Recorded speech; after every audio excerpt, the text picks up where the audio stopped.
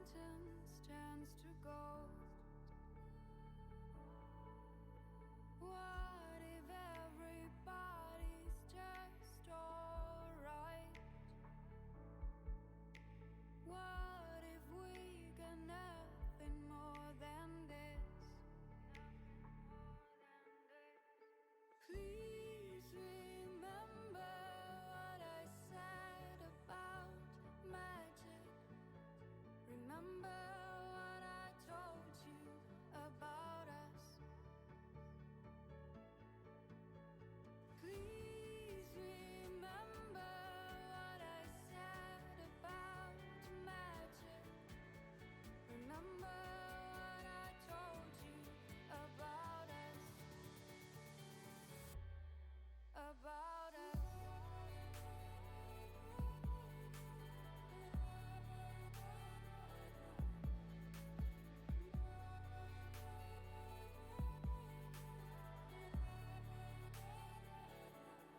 About us.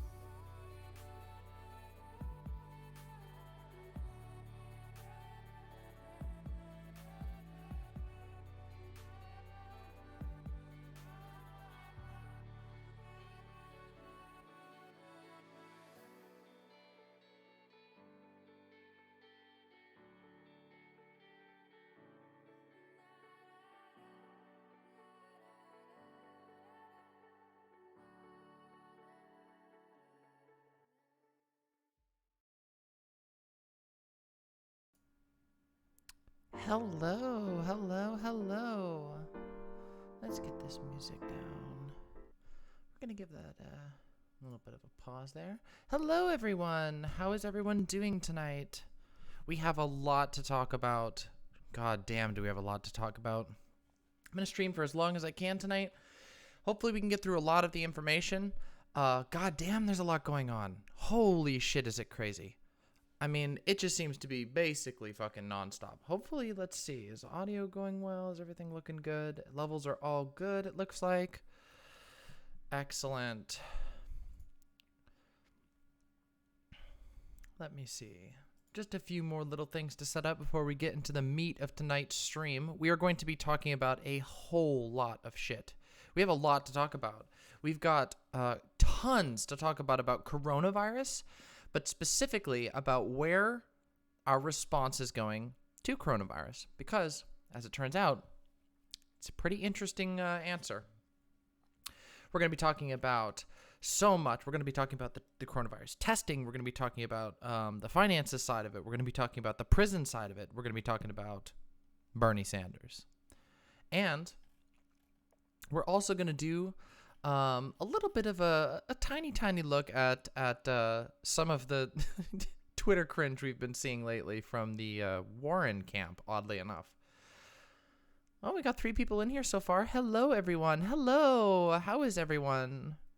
We have, good news stuff. While it's small and there's not a whole lot of people in here quite yet, let's take a look. We got new emotes. Look at this shit. We officially hit... Look at these emotes. They're amazing. We got Yoda. That's my dog. She's really cute. We've got Tsuchinoko. And we have Fawn's character Eloise, who I love and I think is really cute. So we officially have stream emotes. We reached affiliate together. I got to thank everyone. I think nearly everyone who's here right now has helped me with this, and I appreciate that deeply. We are going up from here. We're going to keep going up until... Hey, as far as we can go. I'm going to see what I can do. Going to keep bringing good information to you. Hopefully some good interpretation. And we'll get more emotes. I'm going to get all kinds of new stuff. Someday I'm going to get a new camera too, so we don't have to have this bullshit, because this camera kind of sucks. Well, the first thing I have up on my screen right now, as you can all see, is everybody's favorite politician, Hillary Clinton. We sure love that, right? Hillary Clinton has been opening her mouth a lot lately in really unfortunate ways. I mean, I feel like that's almost a given with Hillary Clinton.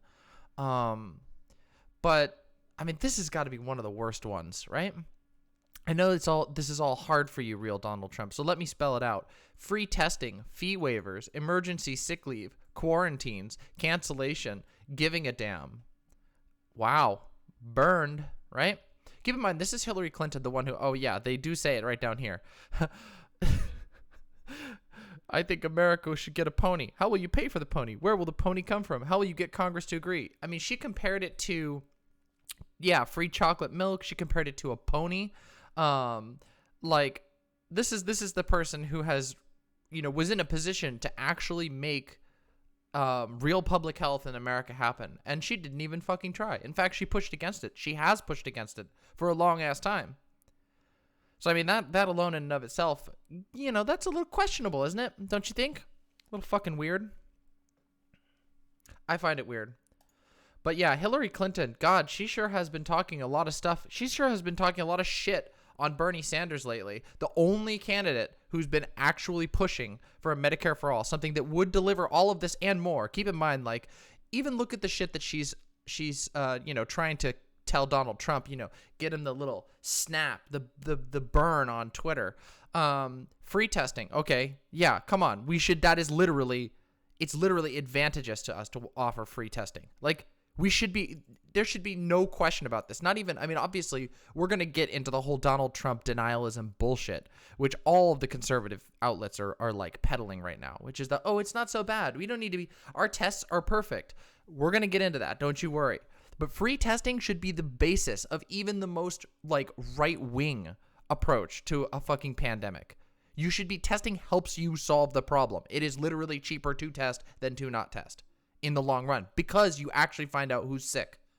It's completely stupid. Only somebody who's anti-science wouldn't have this on here. Fee waivers. Well, this can mean a lot of things. This could mean, this could mean anything. This is like an almost meaningless statement here. Emergency sick leave. Yes, one good thing.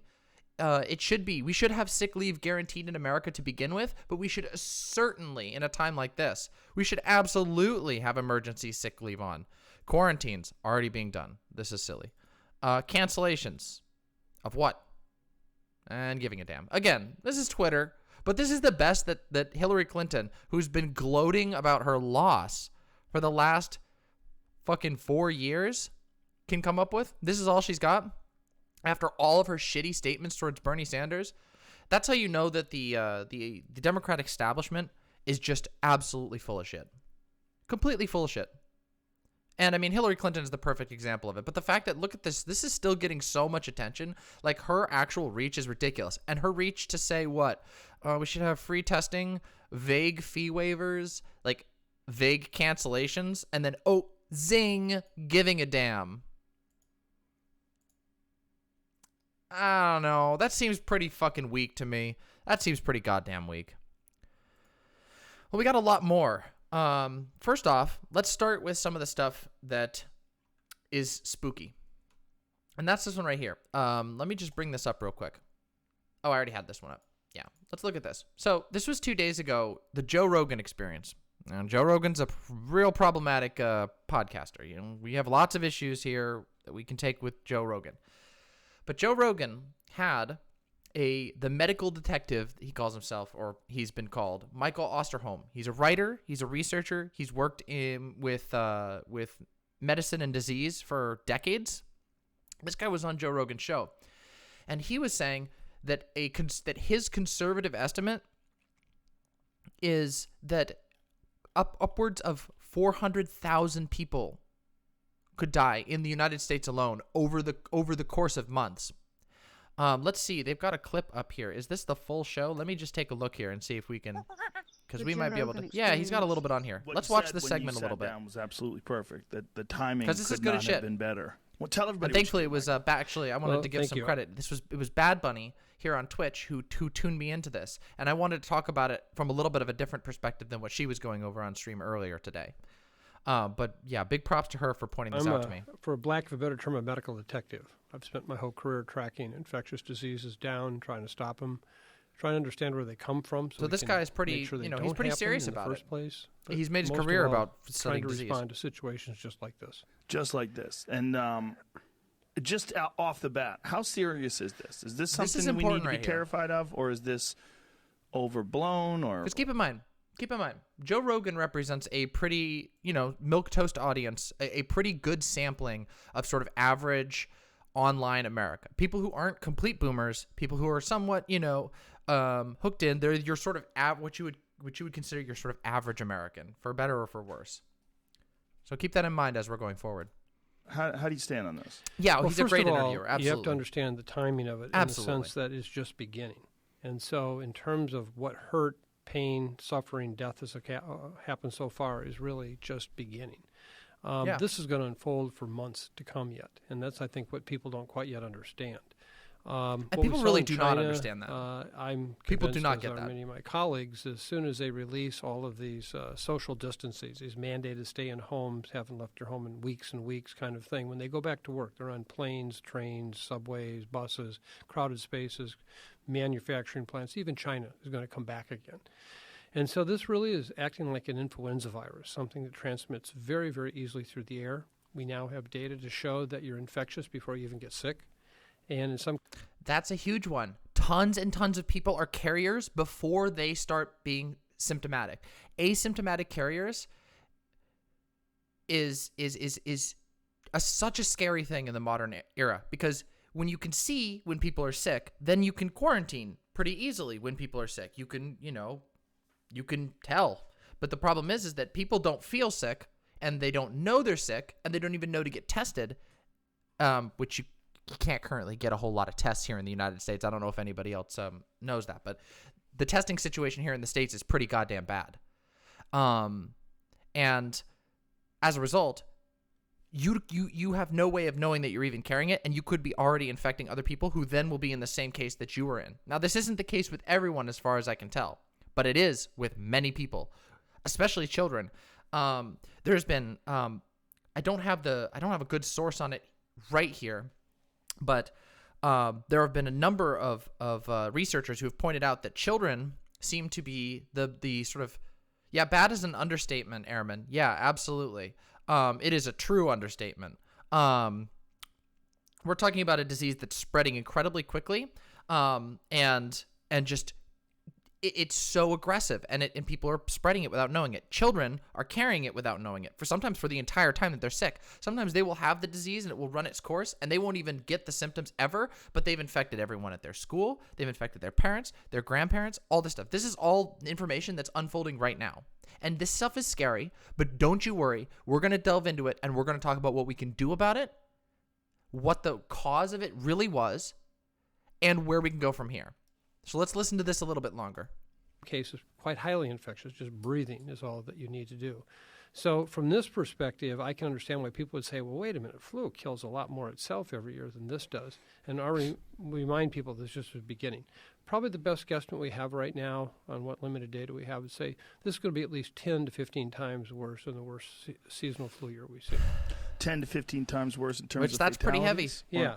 And just illness. In fact, I brought some numbers. Here we go. This is the part I really wanted to show y'all. That this could require 48 million hospitalizations, 96 million hospitalizations. Cases actually occurring, over 480,000 deaths that can occur over the next 3 to 7 months. I don't think most Americans can understand what 480,000 deaths over a 3 to 7 month period would look like. Like, that's crazy. We have 300 million people, somewhere around 350 million people in the entire United States. And we're talking 480,000 of them who could die from this disease. That's insane. That's worse than like, I think it was Bernie was saying earlier. I think that's worse than the number of soldiers that we lost in World War II. That's insane. Guys, that's crazy. So whether or not it is going to be personally for every individual as bad as any other disease or any of that nonsense, it doesn't matter. What matters is the fact that this disease is going to hit our system, our society, incredibly hard. And the repercussions of that are not being, adjusted for. Let's look at how poorly, we're adjusting to this shit. Because I can tell you, it's not very good. It's not very good. Our response has not been very good. The big one, of course, is Donald Trump's $1.5 trillion emergency stimulus package. And I can tell you, that sounds like a whole lot of money. And in fact, holy shit, it's a lot of money. It's a fuck ton of money. It's so much money that it's more than you will ever be able to properly fathom. No human can properly fathom just how much money that is. And the worst part about all that money right now is that it is going to be directed to completely useless and utterly malinformed areas. 1820 there was an outbreak, 1920 there was an outbreak, and now 2020 there's an outbreak. I mean, I don't know how I'm not a virologist or anything like that. I'm just a commentator. I take in the information from experts, I read it with a critical eye, and then I help y'all understand it. However, what I will say is that there's been some fucking crazy diseases in the past. And yeah, I guess it does seem to look like it's about every 100 years that we get a big one like this. But regardless, the point is that this one doesn't need to be this big. We could have done this. We could have prevented this. And we can be preventing this going forward.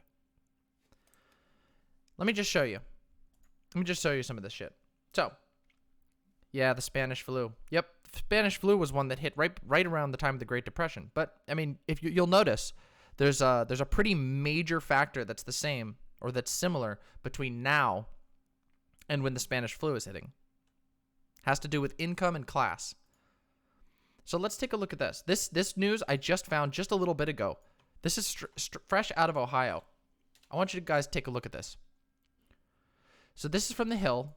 We're going to open this up. Ohio health officials estimate that over 100,000 people in the state have coronavirus. This was as of this morning. Actually, that was this afternoon. They've updated it very recently. A top health official in Ohio estimated on Thursday. Get the hell out of here. Estimated on Thursday that more than 100,000 people in the state likely have coronavirus. It's an estimate. A shockingly high number that underscores the limiting testing so far. Well, see, the thing is it's shocking in a way, and it's not shocking in another. Seeing as how every single health professional, every single fucking legitimate scientist in the world has been screaming about the fact that this disease is going to spread really fast if we don't take very, very basic measures to ensure that our society is safe from it. Oh, hey, Marinara. Let me see what we've got in chat here. I wonder if it's worth purposely infecting the frontline workers in a staggered way. Nah, no. That's a really bad idea. The reason is that the reason that's a bad idea. And, oh, yeah, hey, thank you so much for coming. Let's see. The anemic public corona response is a direct representation of our longtime collective, nothing ever happens mentality. Yet nothing ever happens until it happens, which is like, it is so stupid. It is so characteristically, like American, unfortunately, that we are just like, yeah, there's nothing to worry about. We don't do prevention. We cut our disaster relief programs. We cut our emergency service. We cut all this shit all the time. And then when shit strikes, when you get shit with like Katrina, when you get shit like what happened in Puerto Rico, which but Trump's admin made way worse by being stingy with all the money that they even had, and they didn't have that much set up because it's been cut. It's absurd. We have a stupid mentality towards this of, oh yeah, no, don't worry, nothing's ever gonna happen to us. It's a very distant way of looking at the world where it's like bad things happen elsewhere. And Puladin, oh yes, I'm sorry, I did get distracted there. Square brain, I apologize. I mean, it's a bad idea because the way that so the coronavirus, like the flu, mutates all the time. And mutations occur, specifically, they occur at an increased rate when you are passing it a lot from person to person. So if you were to sort of attempt to inoculate, now if we are able to come up with an actual vaccine, with a functional vaccine where it doesn't make you sick to get it, that would be incredible. But we're not there yet. We don't have that yet. It might be a while before we do. We don't have any sort of vaccine. Now, infecting people, what that just means intentionally, that's not going to make them immune. That will make them immune to a very singular strain of coronavirus. And as the more people that you infect and the more they unintentionally pass it to, or the more that it passes through and survives, and then they it passes through their system or whatever, goes out into the environment, that's going to mutate more frequently. In addition, why on earth would we need to purposely infect workers when we could just put this fucking $1.5 trillion towards actual healthcare? See, it's this very weird mentality of like, oh yeah, we should do it by infecting people. No. The way you do it is by having a health system. I mean, that is possible, Puladin. That is very, very possible. It is certainly possible that if there's a vaccine, it might be passed around to the elites before it's made public knowledge. I mean, that's been the case with testing. Oh yeah, which is perfect. Let me see here. I have a little example of that. Yeah, here we go. This is a great one. Let's look at how many people have been tested here. And I think this speaks to your point there a little bit, Puladin, although I disagree with your prescription for it. Coronavirus testing numbers. Here we go. Oh, that's Yahoo again. Here we go. They always put these dumb autoplay videos in here. I hate that shit. CDC has tested only 77 people this week. The coronavirus testing is slow. We are failing on the testing front. And the people who are getting it are indeed, actually, a lot of the people who are getting the test are people who are in other countries, like Tom Hanks. Tom Hanks got a test and got confirmed that he had coronavirus in Australia, not here in the States. So it is really, really bad at this point. The people who are going to get the tests the earliest are going to be people in the administration, and we might never know who it actually is that that's getting the tests. They might never tell us. They might never fucking tell us. Trump might fucking have it, and he probably wouldn't tell us. And again, speaking to that, we've got this great little tweet that I wanted to share, which is right here. This week, the CDC has tested 77 people for coronavirus, and the Utah Jazz have tested 58. And that's because the Utah Jazz purchased tests up front with money for their team. Yeah. So I guess there is some truth. If there's a vaccine, it's probably going to go to the richest and the most powerful in this country first because of the way that we distribute things. It might be that case in nearly any system just because of the way that money can influence. But here especially.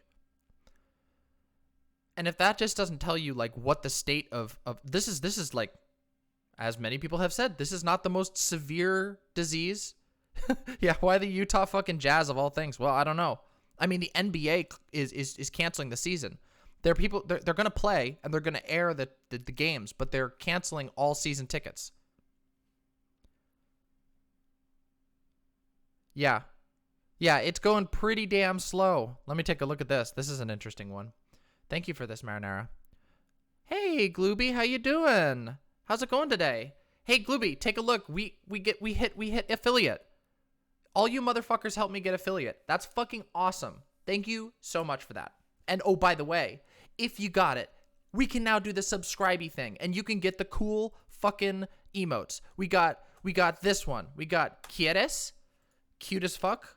We got Real, which is a Tsuchinoko, and we've got my good pup Yoda. Look at our sick ass emotes. Sick as fuck. Speaking of sick. Oh, that was a dark joke. I shouldn't have done that. That's terrible. That's fucking terrible. I'm so sorry. Actually, I'm not. Let's take a look at this. Public Health Laboratory. Where's this testing? Number of specimens collected. Wow. Look at that. Nothing. Big spike and back down to nothing. Uh-oh. Well, I mean, it's always going to be too soon at the speed that this shit is spreading. Yep. And we have a lot more to go through because take a look at this. Here's some fucking discussion about the delays because we're having some pretty huge delays in testing. It's just about everywhere already. How delays in testing. Oh, come on. I hate this shit. Why do I always forget that this fucking website does this? I don't remember how you do this shit. It's the fucking whatever. Fuck you. Now, point is, very, very slow ass testing. And this is going to start hitting our prisons. Now, in the last stream, we discussed how fucking disgusting the prison system is in the United States, right? Here we go. Let's take a look at what ABC News has to say about state prisons. State prisons prepare for coronavirus, but federal prisons are not providing significant guidance, sources say. Is anybody surprised by that at this point? Is anybody surprised that the federal level is where the breakdown is right now? Your college is closed until the 19th of April. Oh yeah, Glooby, we have school cancellations. All public schools here in the state of Washington. I live in Washington. Are canceled. All schools just canceled. And people are saying that this is actually a very mixed thing. It's not actually necessarily the best move. Yeah, I mean, I think it's fair to, I mean, he's the president of the United States. Absolutely the blame comes on him. Yeah, absolutely the blame falls on him. I'll get to that one in a second under the thunder. Give me just a minute on that one. Document doesn't touch on visitation. Let's take a look. As public health officials in communities across the country prepare for the continued spread of the coronavirus, both state and federal prisons could face major hurdles if officers or prisoners contract COVID-19, which they undeniably will. Absolutely.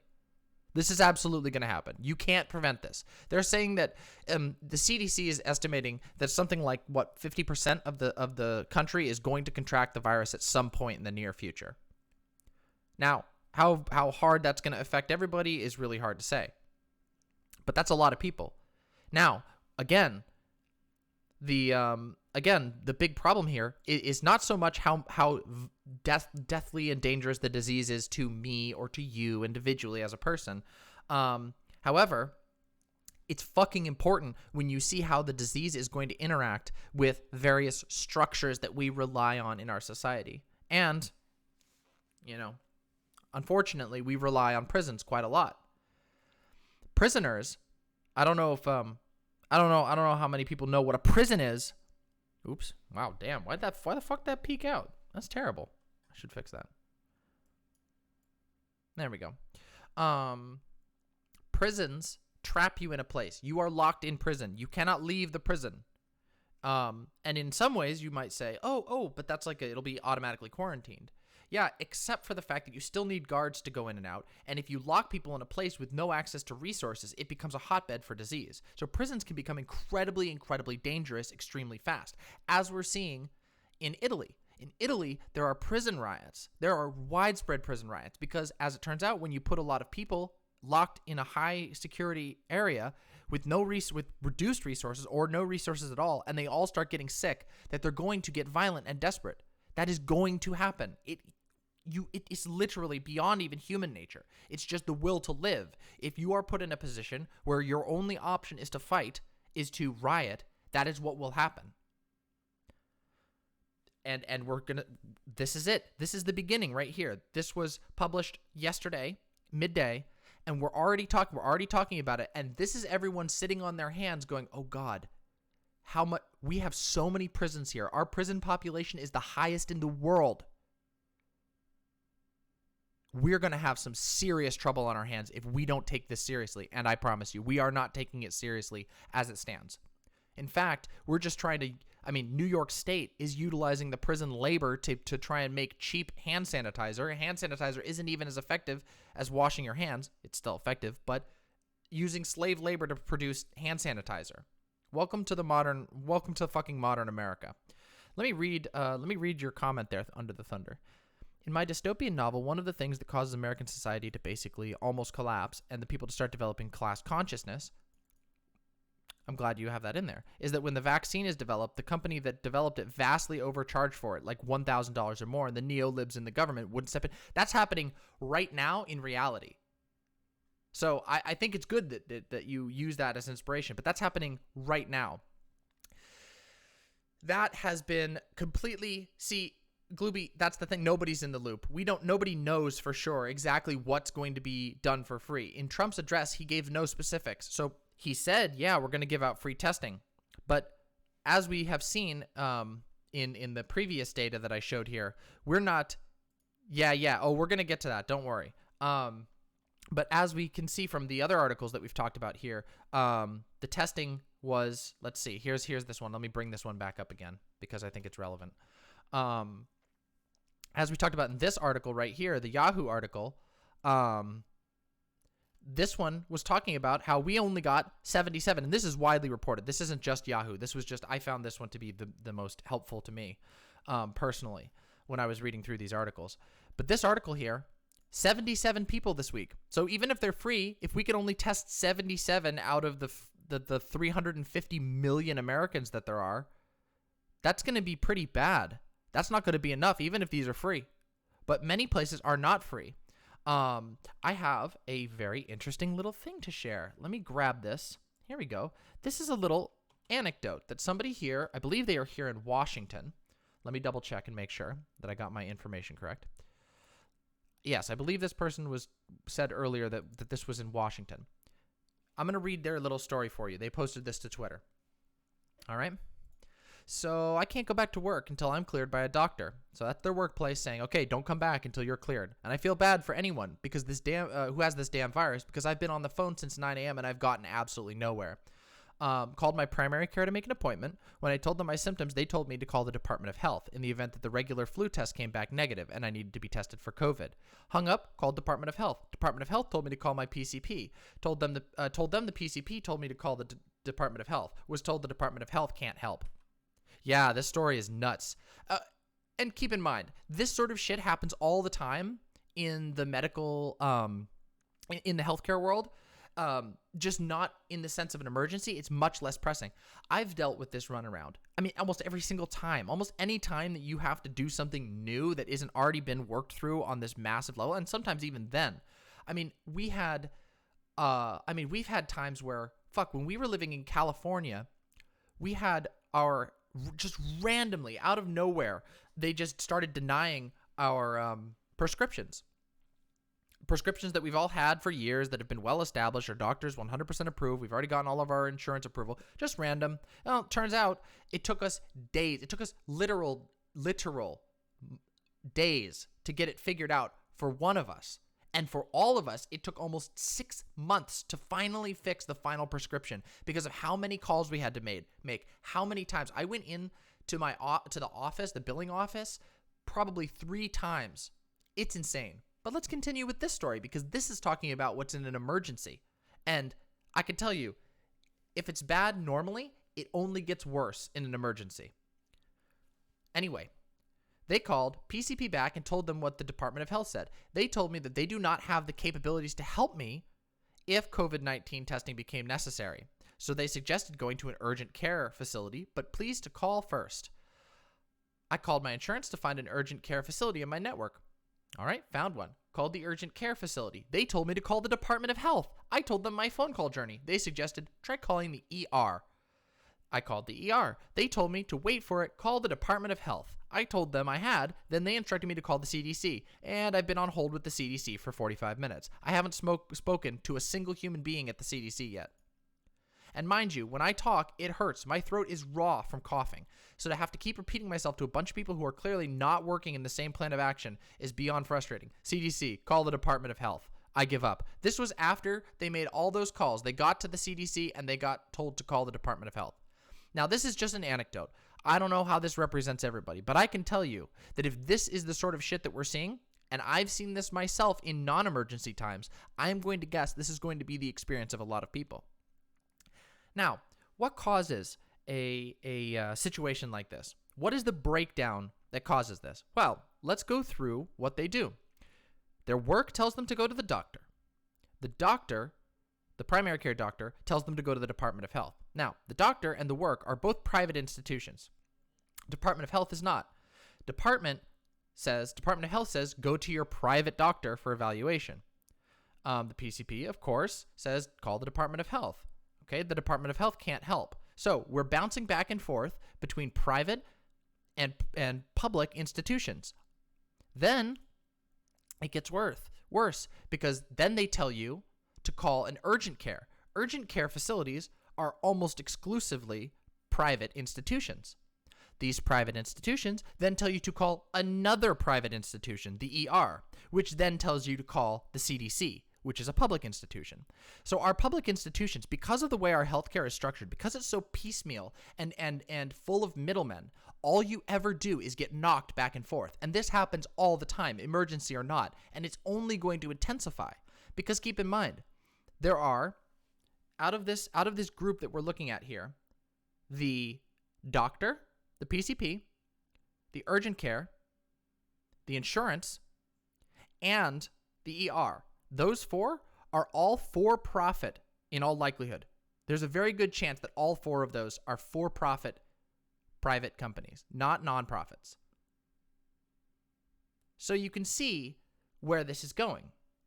When there are four people who are vying to make the most money out of it and to take on the least risk possible, they are always going to defer you to someone else. Usually they're going to want to defer you to the government so the government can take care of you.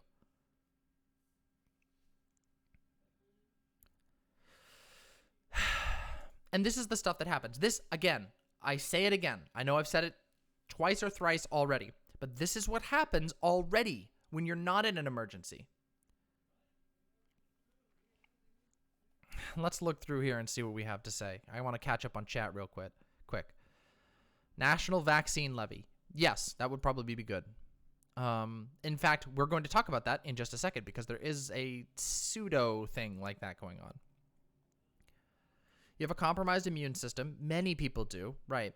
I don't know that you'd be fucked necessarily, just, but you are young, very young, and that's a good thing. Let's see. Lack of planning. Absolutely.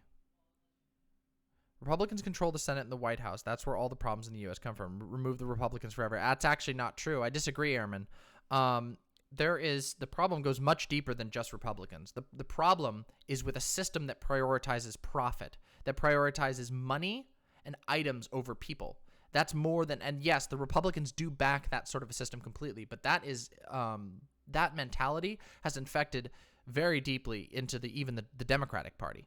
So when people say like the Democratic establishment, this is what we're talking about. We're talking about the people who back this up. Not everyone who's involved in healthcare or in all of these decisions are Republicans. Yes, I will agree that the Republicans are a huge problem and that the fact that they're currently in power is allowing them to make absolutely horrendous decisions. But it's not just the Republicans. It's absolutely not just the Republicans. I disagree with you, Pouladin. I disagree that the voters are just as much as responsible for this mess. I mean, in a way of speaking, yes. But you have to understand that democracy in America has already been falling apart for a long time. And the voters don't really have as much of a say as they think that they do, and as some people think. It's not that it's rigged completely. It's just that there are a whole lot of pressures. If you imagine the voting system like a flow of water. There are like a flow of water, You've got your little like water flowing down a river. It's all good. You're good. Just you're all good. They're a part, exactly, Marinara, exactly, precisely. Voters are a part of a system that's meant to influence them to vote against their interests. That's absolutely and 100% true. And if you look at if you take your time when you're voting and think about, what are the reasons that we have some states have really, really strict voter registration rules. Some states have extremely, extremely lax laws on how voting locations work and where they're located. You will find a lot of holes, a ton of holes in our system, in our electoral system, that really means that you can't actually point directly at the voters. And even if you could, even if you wanted to blame the electorate for electing an idiot, it's still the responsibility of the person in the position of power to make the right decisions. And let me tell you, Trump has not made the right decisions. All right, so we're going to talk about this now. We got a lot of people in here. Hello, everyone, and thank you for coming. We are going to get into the meat because I have some articles for you and some stuff to talk about. Here we go. Trump's coronavirus payroll tax cut would punch a hole in Social Security and Medicare budgets. Donald Trump has picked his favorite weapon to fight the economic fallout from the coronavirus, the elimination of the payroll tax on workers' gross earnings that's used to fund national retirement programs. Donald Trump's $1.5 trillion stimulus package was directly targeted and funded by the elimination of a payroll tax, which is used to fund the very things that keep old people alive in the current system. Now, there's a whole lot of money, 1.5 trillion. Not all of it's coming from this payroll tax. And that's why we're going to take a little bit of a segue from Trump's $1.5 trillion, which I want you to remember that number, how fucking big that is. That number is huge. It's going to come from all over the place. And by the way, this was just spur of the moment. Bam, we got $1.5 trillion we're going to dump into a stimulus package. And I want you to travel back in time with me real quick. And we're going to look at how the $800 billion stimulus by Barack Obama failed to accomplish anything. So let's look at this little chart here, because I fucking love this chart. Let's get the view, just the image up if we can. Here we go. God, that's so fuzzy. Where did the money go? Now, a lot of this is obscured. Well, we're going to get into that. We're going to get into why it failed. Absolutely. Pull it in. Yes, no, I think that voters are very selfish. Many voters are incredibly selfish. But that doesn't necessarily mean that you can blame them for something like this. Just because voters vote somewhat stupidly, like, we have to take that into account. Not just stupidly, but also that they might be slightly underinformed. We need to be able to inform them. Here, for example, great example. This is just a small step that you can do to make a smarter electorate. Here in Washington, the state itself funds and publishes a little handbook called the Voter's Guide. And every time there's a vote in the state, one of these goes out. They will bring on experts from colleges, from political groups, and then each issue, they will do a big description of what the law is, the text of the law, et cetera, et cetera, et cetera, and then four different opinions, for and against. There's a for and against, then a counterpoint, and then a counterpoint. And that lets every voter who wants to know, while they're waiting in line to vote, while they're driving or riding the bus or whatever, they can open up this manual, which is put out by the state, funded by the taxpayers, and which is great. That's how it should be. This thing comes in and gives you at least a good idea of what you're voting on. There's one way that by taking a different approach than what Republicans and the right wing always likes to put forward, of just blaming the electorate always, or this establishment even. The establishment Dems do this, of blaming the electorate. Instead, by even just taking one step to inform them, you've created a smarter voter base. We have to look at these things systemically, because a single voter doesn't necessarily matter one way or another, but together they do. And that's the same type of approach that we need to take a look at this disease. Because while one person getting sick might be fine, everybody getting sick or multiple people getting sick are not going to be fine. Just noticed my camera was drifting a little bit. I'm going to fix that. Hand. I mean, yes, some of them are, but some are not. And some, I mean,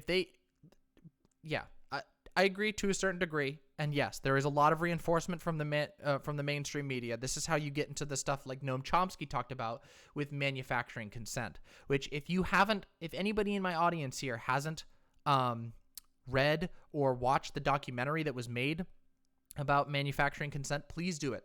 The documentary is an easy watch, and it's super fascinating, and it will teach you a lot about how the MSM launders certain ideas. For example, like the Iraq War, or this bailout. So let's actually dig into this.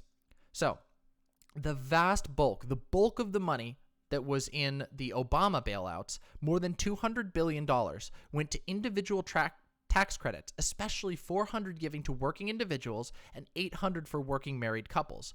But since this money was spread out, equaling to about $10 a paycheck, people barely even noticed it. So first of all, $10 a paycheck is like almost laughable, right? Like, I mean, sure, you could get like a soda or some shit. Maybe you could get one, discounted prescription if you're lucky, for $10 a paycheck. But keep in mind that there's another problem, which is that these are tax credits, which means you get these tax credits if you're working a job, And what happens if you don't have a job? If you're not pulling in tax, if there's no tax to be credited because you don't have a job that you can work, because whatever, businesses are closing their doors, because your house got foreclosed on and you can't work because you don't have a house. You're not going to be able to pull this. So as you can see, with a little bit of analysis, the tax benefits that Obama gave did not actually go to a lot of people. And many of the people who got it were not able to actually do anything with it. I mean, $400 is fucking nothing in the big picture. $800 is fucking nothing in the big picture. For even for workers, even for individuals. $800, sure, of course, anybody would take $800 if it was offered to you. But how's that going to help you in the face of 6 months of an illness, or in this case, in a crashing economy? And we're still feeling the effects of the crash. So that's the first part. Now, here's another part. We had $89 billion went to education programs. While there were efforts to reform the school systems, much of the money was used to just retain the teachers that currently existed, not to hire new ones. So again, this money was allocated to prevent them from losing teachers as a result of the thing. That's it. It didn't even advance the system. This stimulus didn't stimulate. It just delayed. It delayed the inevitable, which is that these teachers eventually are going to burn out again. Or they might just burn out the second after they get their little money. The two schools were not given the money to actually reform, to actually fix the problems that they were dealing with. Then here we go. We got another $33 billion, which went into transportation projects, which the administration struggled to have shovel ready, quote unquote. That was where you probably heard, if any of you were, tuned in the Obama years to politics, you will have heard this shovel ready jobs all over the place. And that term still echoes through politics to this day. We still hear people talking about, shovel ready jobs. What that means, what that is a reference to, is to FDR. That's a reference to the New Deal, where in the New Deal, FDR built most of the CDC, most of the alphabet organizations that we recognize as, pillars of public institution that exist to this day were a part of the New Deal. And the New Deal was way more bold than this. The New Deal didn't just create shovel-ready jobs. They didn't just, have the Park Service spun up to go beautify the United States. They also created entire organizations within the government to build those jobs, to sustain those jobs. That was the big thing about why the New Deal was considered so successful, is because they didn't just, spin up jobs. They spinned up organizations that would continue to create jobs. And they did. Not all of them. Some of the alphabet organizations weren't viable in the long run, but many of them were, including the CDC, which Trump has cut significantly over the course of his entire presidency leading up to this. Here we go again. $88 billion went to states to cover Medicaid and Medicare shortfalls. Keep in mind, again, these quote-unquote entitlements that were written into here were just to deal with the shortfalls that already existed, not to expand or assist the people who were involved in those programs. And I don't know if you've ever engaged with Medicaid and Medicare, but I will tell you that the Medicaid and Medicare systems are very, very, very oversaturated. There are a lot of people relying on them to this day. A lot of people. Another $61 billion covered unemployment insurance, which is, if that's not the fact that you would even put billions of dollars towards insuring unemployed people, which is a complete scam, first of all, but that's what this money went for. So whatever, it went towards something, I guess. But can you imagine putting billions of dollars not towards helping people who are unemployed, but instead towards funding unemployment insurance for companies and workers? That's fucking stupid. That's fucking ridiculous. And while this money certainly helped some people, it was difficult for anyone to notice the effects. So yeah, there's probably some people who were able to benefit from this $61 billion covered unemployment insurance. But most people never would have encountered that. Or maybe never even knew about it. And these are just some surface critiques. If we want to go a little bit deeper into how the stimulus failed, I want to give you a little bit of a story, which is something that happened all the time. A lot of people. So I can't get too deep into what caused the 2008 crisis, the subprime mortgage lending crisis that led to a recession. However, one of the big problems was that banks were not only issuing loans to people who couldn't pay for them, but they were telling those people that they would be safe doing it. So it's not that like people were taking loans that they couldn't afford. It's that, I mean, they were, but they didn't know that. People would go into their banks and be like, hey, I want to buy a house. And the bank salesperson would be like, we got you covered. What's your income? And they would be like, da, da, da, da, da. And then they would say, oh yeah, you'll have no problem with this, because they were incentivizing those sales. They were incentivizing those loans. And then when shit hit the fan, when people were struggling and people started panicking and there was, you'd have to go dig in. But the panic happened because so many people were defaulting on their loans that they couldn't afford because they were being charged exorbitantly.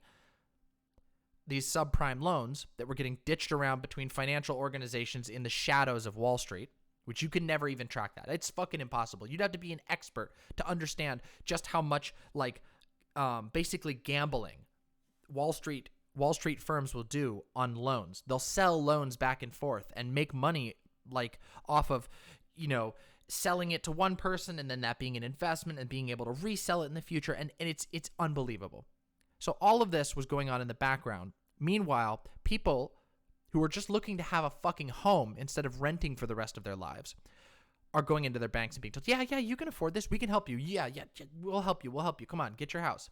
And then when shit hit the fan, the Obama stimulus largely went to relieving the financial side of that. So what would happen is, say a bank says, oh my God, no, renting is not better. No, renting is not better. Renting is literally throwing your money into the trash. And we all have to do it for a long time. But renting is throwing your, hey, Glooby, you are literally the first person who's ever given me bits. Oh my God. Thank you so much. You are amazing and you are helping to make this happen. U.S. government failfish. Yes, literally. I mean, really, it is sad. And that's the thing. Imagine if, we don't even need to imagine. This literally happened. When banks started saying, fuck, people aren't paying our loans. All of these loans are defaulting. And then, of course, our investors are ditching out. What the Obama stimulus did was they said, here, we'll give you this money to bail you out. You heard the term bailouts. What they will do is they'll say, okay, banks, we will pay you the money that you need. We will pay you the money that you need to, mitigate this failed loan. But the thing that they would do is there were no strings. There in many cases were no strings attached to that money. So they would take that money, and then as the crisis passed, they would still either foreclose on the people that lived in the house or heckle them until they paid. So they got 2 times the money for the single failed loan that was their fault for failing. Hey! Yay! Look at that. You've got the bits leader and everything. Yeah, that's fucking great. Thank you. Yay!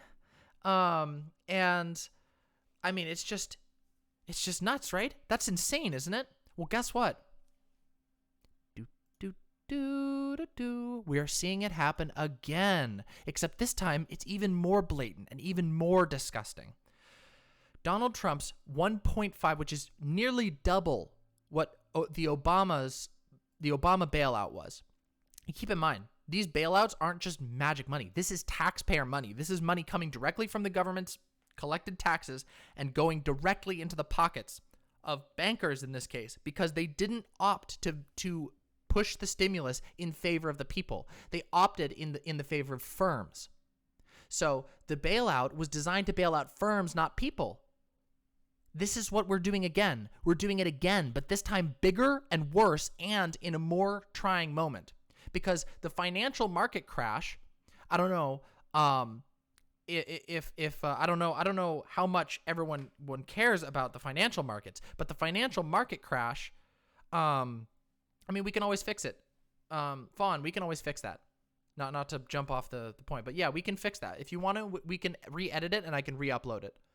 if you want to do that. But I fucking love it. I think they're cute as shit. But what I'm saying is that the Obama bailouts were targeted at firms. Then don't take out loans, don't trust loans, or even credit cards for that matter. Yeah, recession part 2. Hey, Snowdrift, good to see you. Hey, thanks for coming. Oh, did you see Snowdrift? I don't know how long you've been here, but we got all of our new emotes. I made fucking affiliate, and now we got emotes. Look at these cuties. We got the big Yoda. If you want to be a big spender, if you want to help me big, you can get the Yoda. You can get the very special Yoda. Fuck yeah. Yeah, I got my Chud emotes too. Chud's got some good ones. I fucking love the Garf. Where's my Chud emotes? I don't have them up here. Oh no, I can't get to them. Oh no, I have to scroll down. I have so many emotes. There we go. There's my Chud one. Chud's cool. But yeah, we have, again, Obama focused on firms, not on people. So, it doesn't matter whether you had a loan or whatever. The bank got bailed out. Many of the people who were actually living in the house, who actually had these, were living their lives and working, never saw the benefits of those. They had to rely and hope that their bank would be lenient. But banks are for-profit institutions. They are not going to be lenient. They do not have a motive to be lenient. This is simple understanding. You know what I mean? And we're doing it again. There's all this trust put into the private sector. You hear it all the time. Oh, we believe we'd be able to trust in the yeah, thank you, Snowdrift. I'm so fucking happy about it. I'm fucking happy about it. I'm not fucking happy about this bullshit. This tendency to always focus on the firms and on the businesses and never on the actual people who make them up is insane. Let me just address Airman's questions and discussion here, because I think this is important. Then don't take out loans, don't trust loans, or even a credit card for that matter. Then why trust banks if they always screw people? Well, because you don't have much of a choice, do you? You don't get a house if you don't get a loan. I don't know about you, but most people can't come up with $100,000, off the cuff to just, purchase a house with cash. And housing is a need. Food, you need your food, you need your water, and you need your shelter, the 3 most basic physical needs. So in our country, we base shelter on a profit motive. We base it on private institutions. And as a result, when shit hits the fan, when the markets crash, people lose their homes. And the people hurt most by that are the people who no longer have a home, not the banks who happen to have on paper ownership of that home, despite not even knowing it exists, basically. So you don't trust banks, but you don't have a choice except for to work with them. You can't extracting yourself from society is extremely, extremely difficult, and many people cannot do it. So you can't just say don't take out a loan or don't trust a loan. People need loans. And in fact, in this very stimulus, this $1.5 trillion, let me see if I can get a breakdown.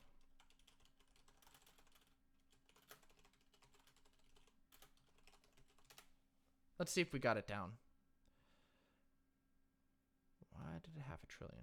The wrong way to stimulate an economy. This was one. Another fiscal. Look at this. This was yesterday before it was even fully announced, and they're just saying this would be a bad idea. The Fed to inject 1.5 trillion in order to prevent unusual disruptions to the market. They don't even fucking care. These people don't even fucking care. Credit cards were introduced in the 70s, and wages have stagnated since the 70s, and now we all rely on credits and loans to survive. Yeah. It's weird. It's weird how in 2008, the market starts to crash, and there's a bailout that sucks money from the people and injects it into the pockets of the already rich, of Wall Street. Now, we have a coronavirus panic, and we have $1.5 trillion extracted, sucked out of the common pool of money that's used to keep Americans alive and just shot right into the pockets of billionaires. Bloomberg is going to be making money off of this. Trump himself is going to be making money off of this. Yeah, the way that you do it is is that you actually have to fund things that do shit. You give money to people who need it. You give money directly to scientists, and you say, hey, instead of giving money to a venture capitalist who will say, oh yeah, you trust me, I'll fold up, I'll put up a whole bunch of these cool little, very, very profitable testing facilities. Instead, you say, hey, we have a team of experts. We have a team of scientists that we've identified. We're going to give them the money to build the lab that they need. That's how you do it. That's how it's done. Not this roundabout way of filtering it through venture capitalist financiers. But that's what we're getting. We are getting a $1.5 trillion extraction from the people of America, directly from the people of America. And that is going to go directly into the pockets of bankers yet again. Now, I don't know how much everybody knows about income inequality right now, but we talk about it a lot here on this stream. And income equality here in the United States is pretty fucking bad.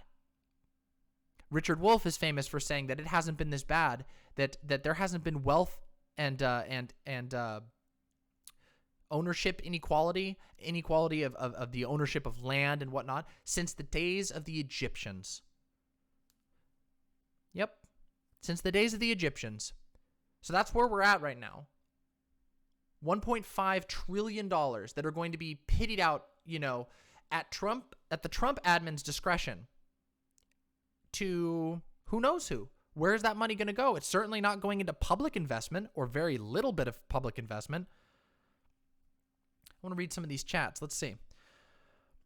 It's kind of funny how, oh yeah, we did that one already. Okay.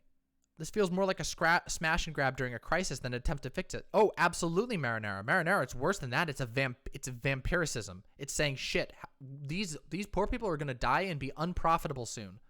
How do we suck out as much as we possibly can without immediately sparking a revolution? Like if they were just bursting into people's homes, then of course people are going to fight back. But if you just abstract it through cutting everything that we pour our taxes into, to cutting all of our retirement programs and Social Security, when we get old, there will not be anything for us. We will die alone as it stands right now. We will die alone and sick. If we don't die before we even get old. So that's something serious that people should be thinking about the fact that right now, this $1.5 trillion that President Donald Trump has approved is directly sucking the life out of anything that we will have to keep us alive when we're old, when any of us are old. No matter how hard you work, you're going to feel this someday.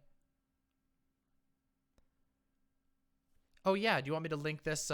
Did you want me to link this payroll article? This is specifically about the payroll tax, which I wanted to use to illustrate, because this is directly talking about the payroll tax. This isn't even talking about what I was talking about with Obama, with the Obama bailout, where imagine what this chart's going to look like. This article was published in 2012. Yep, this was in January of 2012. Wow, so long time ago. This article was so long time ago. This information was published in 2012. So, years after this stimulus goes through, I wonder what this pie is going to look like. And we have no way of even knowing this right now.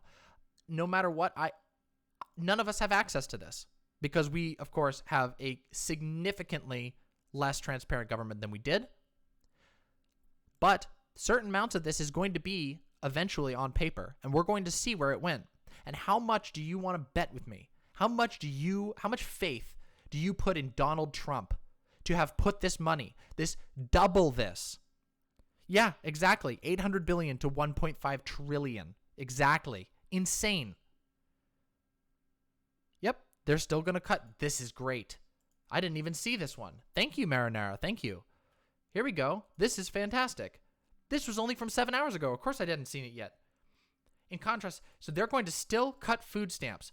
Now, in H1N1, this was, again, 2009, under Obama, they gave extra money to SNAP. Now, I will say, this is something that Obama deserves some credit for, which is that some of his money, while lots of it was still, tinged in this sort of like weird mentality of giving money to private organizations and investors and blah, blah, blah, and all this weird abstraction. Even though that was still the case, there was still a lot that went directly towards direct programs. SNAP is one of the best programs in this country. I hope you understand that SNAP is literally like praised by actual economists. Not even just the right wing like super like cult economist types, but all types of people who study the economy have praised SNAP. The reason being is that it's a very comparatively cheap program that takes money that can only be used on food because the system is set up so that all the grocery stores and everything like that can plug into the digital system that makes sure that the money from the card is only going to food. Now, the cool thing is that this food money has a double effect. Not only does it help the people who need the food, it also sustains the farmers. So the government is able to kill two birds. That's terrible word, turn of phrase to use. But the government is able to address two concerns at once. They're able to ensure that farmers are going to keep being able to sell food, and that people are still going to have food to eat. So that's pretty fucking important. Now, Trump has already cut SNAP multiple times. And he's taking advantage of coronavirus to cut it again. To cut a cheap program that is literally incredibly helpful. There's a guy who calls into the Majority Report. His name is Kowalski.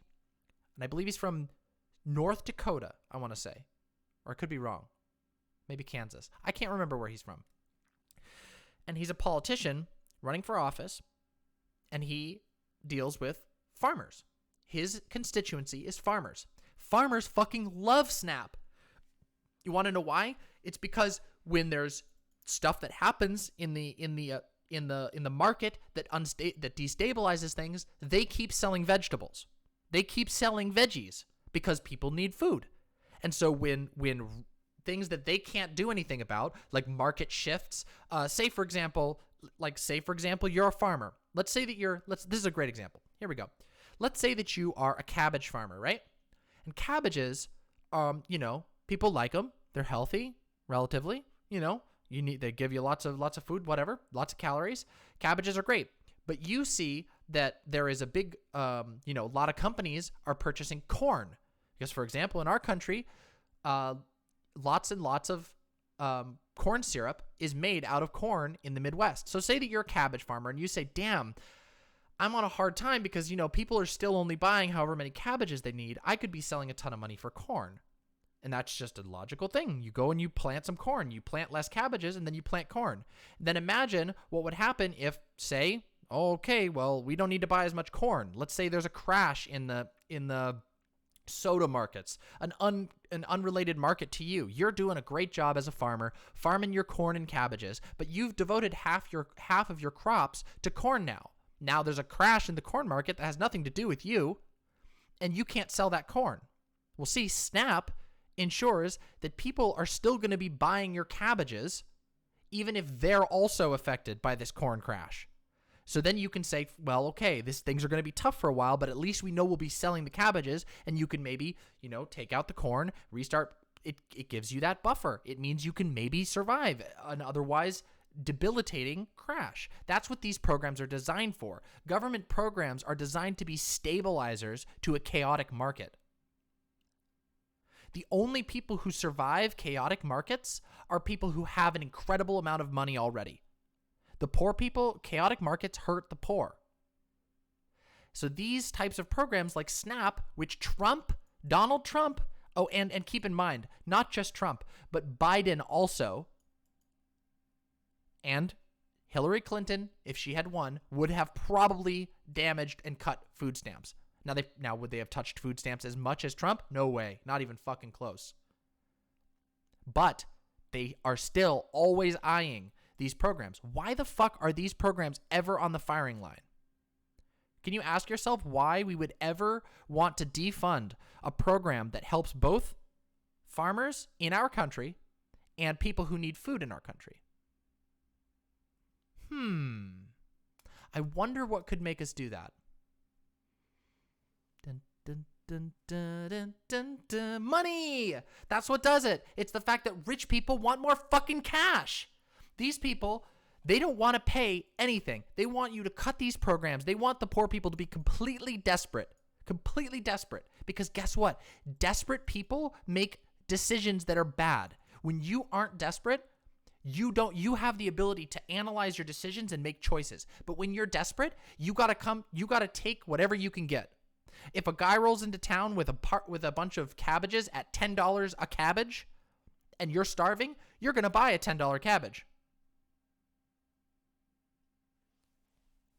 You're going to buy a $10 cabbage. And that's how this shit works. And it's not just this. It's not just the cabbages. It's not just the corn. Imagine thousands and thousands of farmers, thousands and thousands of markets all intersecting and all of them crashing right now. And what Donald Trump comes up with is $1.5 trillion that's going to largely go towards alleviating the pressure of this event on companies, not on people. And at the same time, he's going to cut programs that give food to people.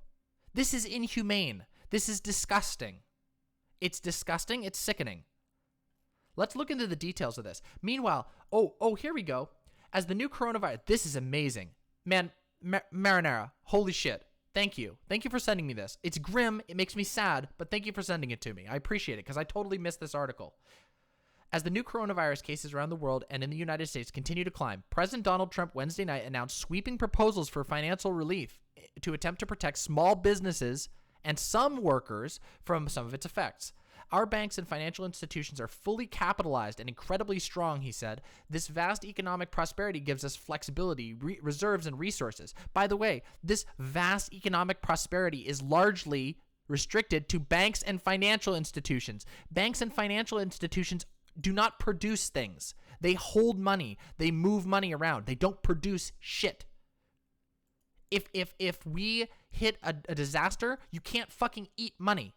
You need farmers. You need people who can work. But this is what he's going to do. He's focused on the banks and financial institutions. I really wonder where, there's this mythical Rust Belt voter that votes for Trump. I really wonder what a Rust Belt voter is going to do when $1.5 trillion that could have gone to saving them and their families' lives is going to go into the pocket of a banker who's already a millionaire, a billionaire.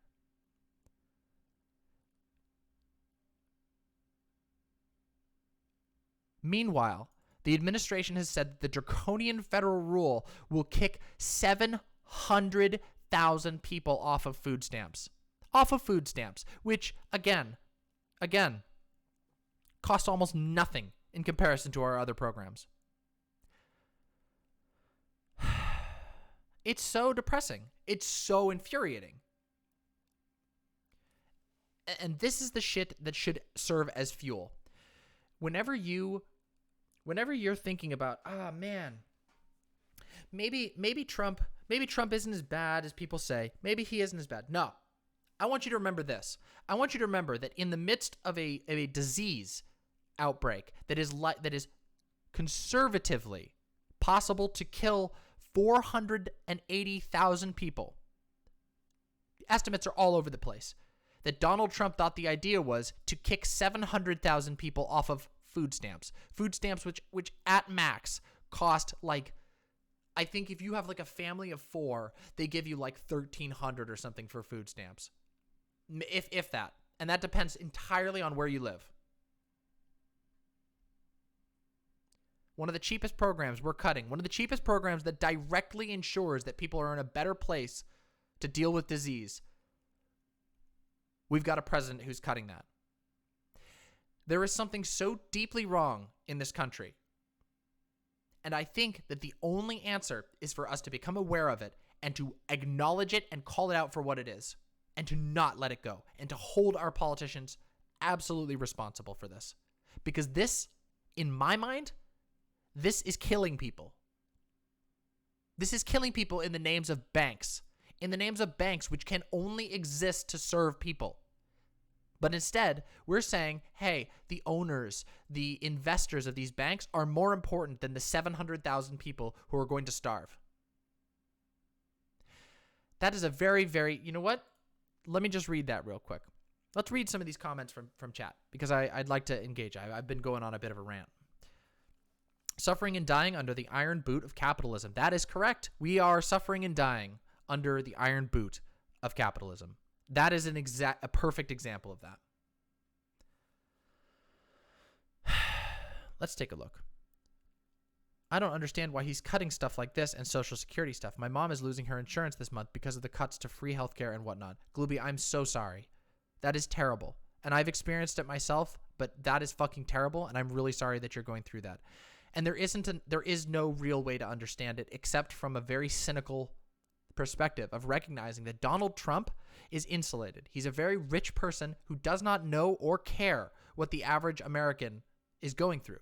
He is beholden to the rich people around him who want more money. The same rich people who run the companies. I mean, I showed on chat the other day, there was an article, one of Trump's buddies who's in I think he's in the housing market, made a call to Trump, made a call to the White House and left a message with Trump about his concerns. And the next day we get this. This is what happens. Rich people have a line to the president. Donald Trump, all of his friends are very rich people, and they're going to be filling his ear constantly. And he's going to be very receptive to this because he himself is also a very, very rich person. That these people are going to pressure him to put stuff that's going to help their companies, despite the fact they have all that they need. Their interest is in making more money. And that is what he's helping them do. At the cost of everyday people who work their asses off, who go and do shit, who have families to raise, losing insurance. And Americans wonder why the world hates the U.S. Well, because we tamper and we do crazy shit like this.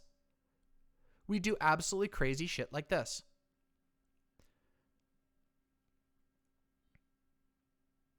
Payday loans. Marinara, yeah, payday loans are like insane. And keep in mind that like many places have, or not many, a couple of states have made payday loans illegal, but payday loans are incredibly common across this country, which is that because there is no recourse for most people, the average worker has no recourse in order to defend themselves from being evicted, from sickness because we don't have a public health system, from being fired. So let's say, let's come up with a hypothetical, right? Let's say you're a worker. Let's say you work real, real hard, okay? And you happen to be working for a cruise ship company. What a perfect example. You work for a cruise ship company, all right? And let's say you don't even work on the cruises. You just work in the organizational offices, maybe in ticketing or something. Coronavirus strikes. All the cruises are shut down because they are. Cruises are shutting down all over the place. Basically, cruises are just being canceled. And suddenly, they don't need a ticketing officer anymore. You're just a low-ranking ticket officer. You work real hard. You've worked there for maybe 10 years, whatever. Maybe there's no room for promotion. Maybe you got to have a degree. Who knows? Let's just say you've been working there for a while. All of a sudden, you're out of a job in the middle of a crisis. Now, you might have some savings. Most Americans do not have any savings, or they have so little savings that they wouldn't be able to foot a $500 bill. Bernie Sanders has talked about this. Everybody's been talking about this lately. This is a well-understood fact. Most Americans do not have a savings anymore. So, you don't got savings. Maybe you have a little bit of savings. Let's even be fair. Let's say you've got 1 month's rent of savings, and your specialty is in working customer service and cruises. So you're trying to look for work. Maybe you live in a town that is that's got a lot of travel jobs in it. You know, a lot of towns like that exist. And you can't get another job because you're not the only one who's looking for those. Other people are looking for jobs. You've got 1 month ticking, time ticking down. Then your school's shut, which is what's happened here. Your schools are all shut. So now, not only are your kids not going to be at school during the day, you're going to have to be at home with your kids the whole day where you'd normally be working, not making money. You might need to spend more money because they're at home not getting meals. You're going to be spending more on meals, and you don't have savings. What happens when you run out of that money? What happens if you do not have a job yet? Or if you, let's even say that you get a job. What happens if you get another job, but you don't have all the money that you need to make the next month's rent or to make the next phone bill or whatever? Well, then there's all these fucking parasites, these payday loan companies waiting around to go, oh, yeah, we'll help you. We'll help you. At a, like 50 APR, where if you don't pay it back immediately, and there's always fees already involved in it, so they always make money no matter what. They make money off of your loan no matter what. that if you don't pay it, it's going to increase rapidly. You might already have debts. You might already have other debts, like school debt. Like, what if you went to school, but it just wasn't right for you? What if you went to school and you got your degree, but the degree that you got isn't as good anymore? Or the market isn't booming. See, this is the problem with relying entirely on a market. When you rely entirely on a market, it's going to be a complete crapshoot for every individual. And all of a sudden, the person in our little hypothetical is pretty fucked, aren't they? If they take that payday loan and it doesn't work out, or they're late on a payment, they don't have any savings. They have no cushion. Then they get evicted. Many places here in the country have very, very favorable eviction laws in the favor of the landlord, not of the people living in the house, not of the people who need the house to live in, not to make money off of, to live in. Do you see how the intersection of a disease, of a greedy administration in charge of the politics, and of the system of capitalism, the market-based system of capitalism, these things interact together to just cause an absolute hellstorm? That's pretty fucking scary. It's pretty fucking scary. And this is why people are scared of coronavirus. This is why the coronavirus is such a threat, because this is how it interacts with our busted system. And let me just say that there's only one fucking person in politics who's actually going to push us in the right direction towards fixing these problems. And that is Bernard fucking motherfucking Sanders. Bernard Sanders. Not Trump. Not sure as fuck not Biden. Not Biden, who's stated repeatedly that he wants to cut Social Security. Oh, Snowdrift. Hey, rest well. Thank you so much for coming and saying hello. Yeah, I hope you dream of that as well. But guess what? Even if you don't dream of it, we're working on it together. You, me, everybody in this chat, as far as I can tell. I don't know, it might be some people who aren't. But regardless, we're all working towards that, and we're going to build it together, because that's how we fix this shit, is by purging our mind of this selfish, twisted-ass system that just always asks, oh, well, how the fuck are you going to pay for it? That's how we fix it, is by busting that shit. Anyway, rest well. Thank you for coming. Marinara, I'm not vulnerable medically here. I'm vulnerable from the collapsing institutions. Yes, exactly. Many people are. Many people are not directly threatened on a health level. They could be, because maybe they have something they don't know about. Or there could be, unknown factors like diabetes that could make it more deadly. Good night, Snowdrift. Thank you for coming so much. Let me give you a little Yoda to say good night. Here's it. Wait. Let me give you the Yoda. There's the Yoda. Boom. Good night. Excuse me. But yeah, many of us rely on other institutions that could collapse. SNAP? I mean, we rely on SNAP. We need that shit. I don't fucking make a whole bunch of money. Lots of people don't. Did you know that lots of people who work full-time jobs still need SNAP? That they could work 60-hour work weeks and still need SNAP? And now this is going to be cut and people are going to be kicked off of it? That is so, so dangerous. Voltaire. Vote those evil, corrupt governors out, starting with Pelosi in California. Oh, I 100% agree. Let's take a minute. Thank you, Voltaire. Thank you, because we're going to look up a cool guy real quick. Look at this. Look at our boy Shahid Buttar. Shahid Buttar is running in Pelosi's district to unseat Pelosi. And guess what? You see that little red rose emoji? We got ourselves a socialist. Fuck yeah. You guys should support... Whoopsies. You guys should support Shahid Buttar. You should follow him on Twitter. I'm going to drop his little connection here. Blammo. Follow Shahid and keep an eye on him, because he has a lot of critiques, and he's working to unseat Nancy Pelosi. Can you imagine what our country might look like if we were able to boot out Nancy Pelosi and instead get a socialist instead? That'd be fucking amazing. That's a way to start working towards these structures. So yeah, thank you, Voltaire. I appreciate that. And I do agree. We should vote them out when we can. I'm confused. I was informed that socialists were bad. Well, yeah, it's funny.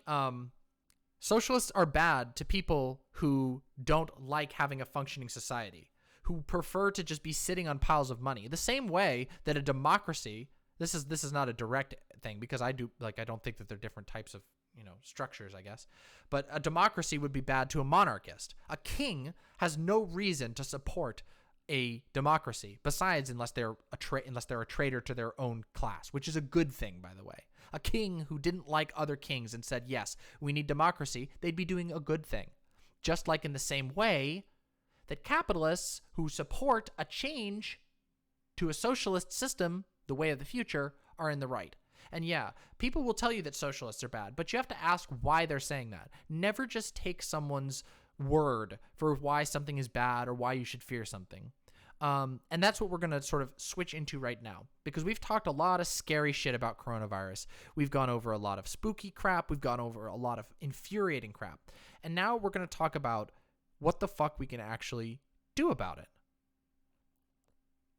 So the first thing that I'm going to show you here is some fucking fantastic news from Miami-Dade County. Miss the government cheese. I mean, honestly, that wouldn't be the worst thing. There were some strengths to the old system, but in the modern era, it's largely easier and cheaper to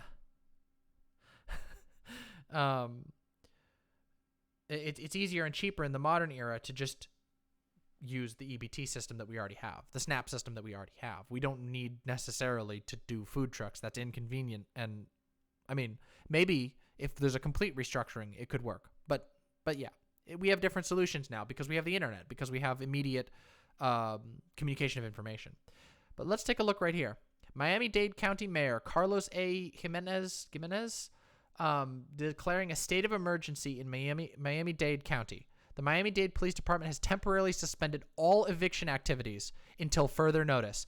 Hell fucking yes. Can I get a hell yes? That's fucking good. This is the type of law of action that helps. It is unbelievable that we even allow evictions to the degree that we do currently. Sorry. Jesus Christ. Currently.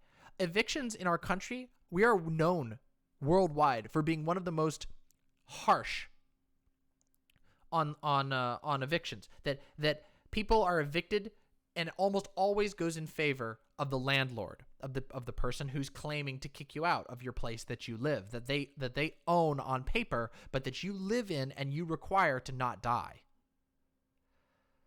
So this is a great step. This also happened, I believe, in San Jose, California, and there is currently, this is where I'm going to shout out another opportunity for anybody who lives in Washington, although I don't know that you have to live in Washington to sign this, but I'm going to drop this link in chat, and we're going to look at it up on the screen, which is Kshama Sawant has submitted a formal petition to the mayor of Seattle to ban evictions and foreclosures. Now, last I checked, there were a lot of people who had signed this, so it has made some traction. I don't know if it will happen here. All I can say is that we already here in Seattle have an extreme problem with houselessness, I should say, specifically. There are tons of people who have become houseless over the course of the last few years even. People who previously would have had jobs, would have been doing all kinds of shit to contribute to the local economy and environment and community.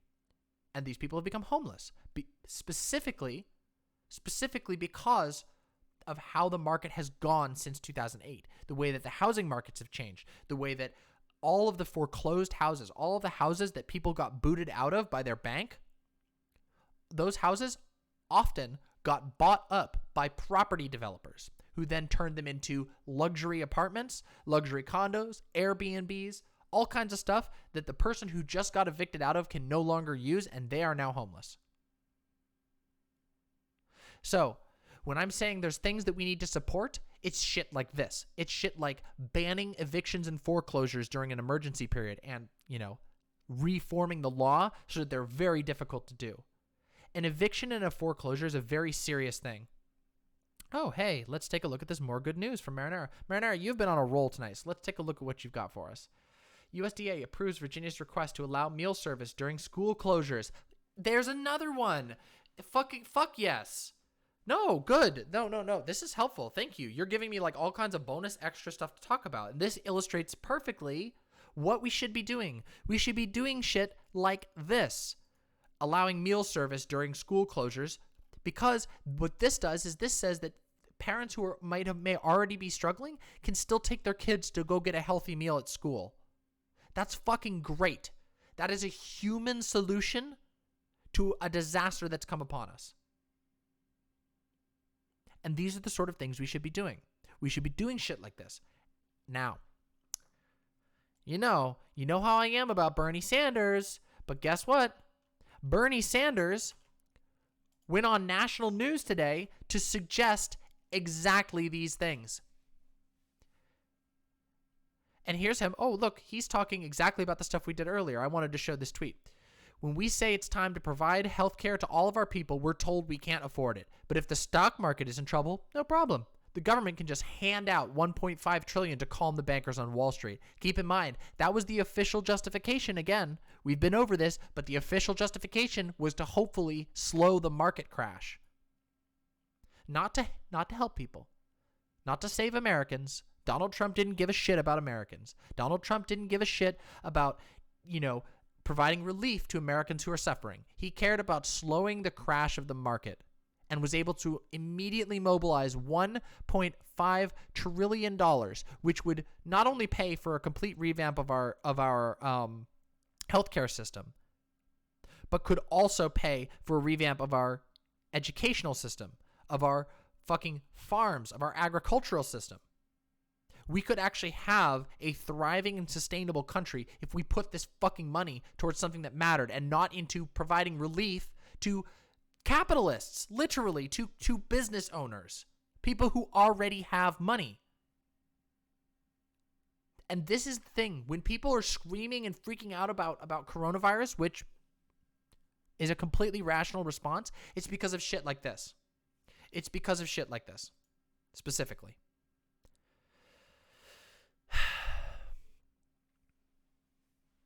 Now, I'm going to grab a drink real quick. Give me just 1 second.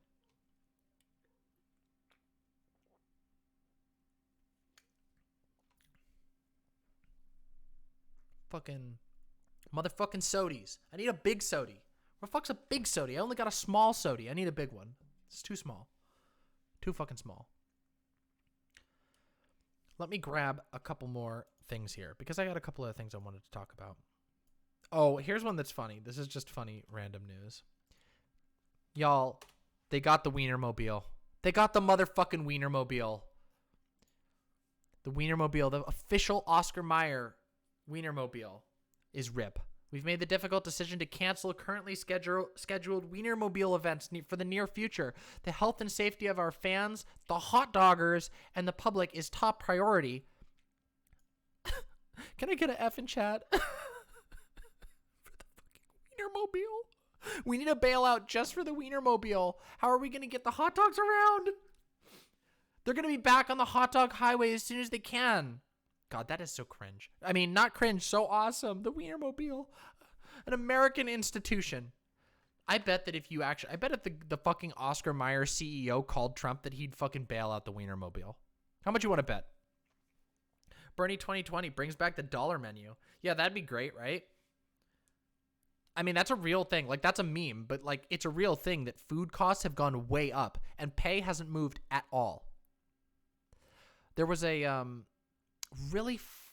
man, I need to do the research for this. The Surfs did a little special on it recently. The Surfs TV, they did a little section on it. And I will be doing a section on it in the future, which is about how much the cost of living in various slices of the cost of living has just skyrocketed. Cost of homes, the cost of rent, and the cost of food. All three of those things. Oh, and of course, the cost of healthcare. All of these have skyrocketed over the last few decades. And Americans' take-home pay has gone up like 16%, and that's not even adjusted for fucking inflation. So Americans are making less money than they were comparatively, and to such a degree that it is shocking. And nobody talks about this because it goes against the current narrative. It goes against the predominant narrative that says, oh no, you just got to bootstrap your way through everything. Well, guess what? The bootstrapping doesn't fucking work. This shit doesn't work. We've already seen this shit not work. We've already seen what happens when you rip off the American people who actually are hurting because of the fuckery of financial gamblers. Which is what it is. The reason why these market crashes happen is because people can just make a phone call and just be like, shit, I need out. I need to pull out all my money out of all these companies. And the entirety of the entire stock market system is just abstracting actual labor and actual products and actual productivity. It's completely abstracting research. It turns it all into just this game of typing in as fast as you can to your Bloomberg terminal and gambling. A giant fucking gambler economy. It's insane.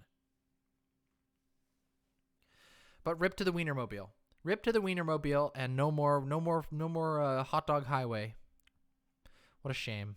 What a fucking shame. Let me just grab this one real quick because I got one other thing I want to talk about right away, and then we're going to do some questions and blah, blah, blah and see how that goes. I love this one.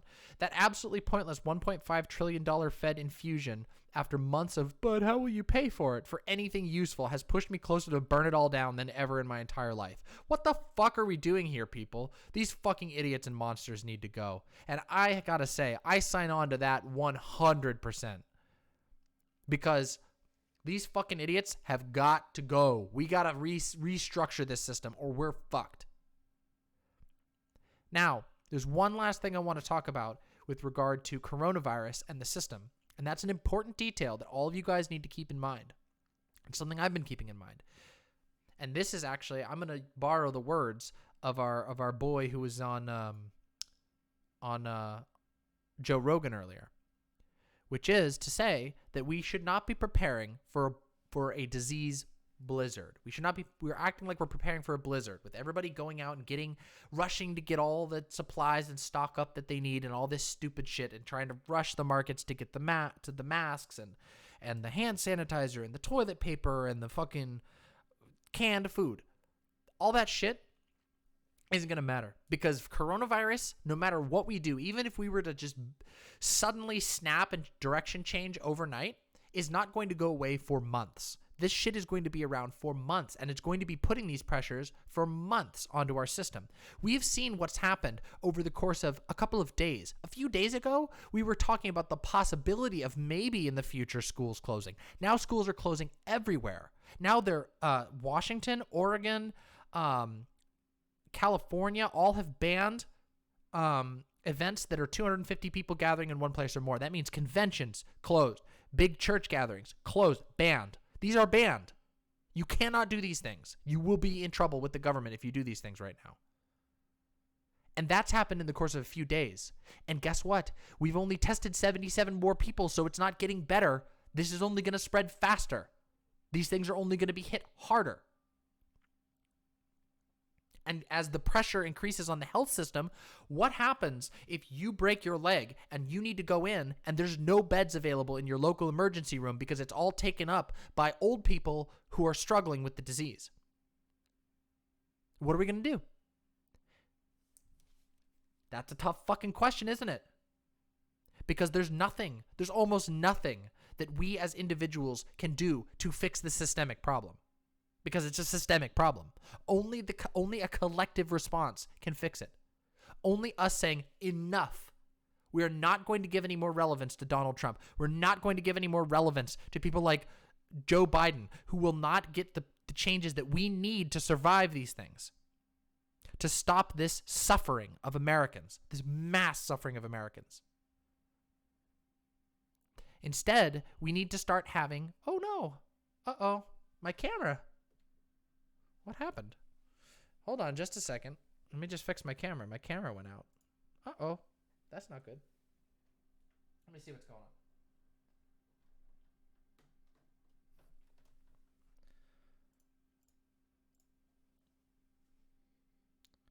Let me see what's fucked up with my camera. I'm so sorry about this. Gotta restart the little app. Okay. Hopefully this will fix it. Let's see.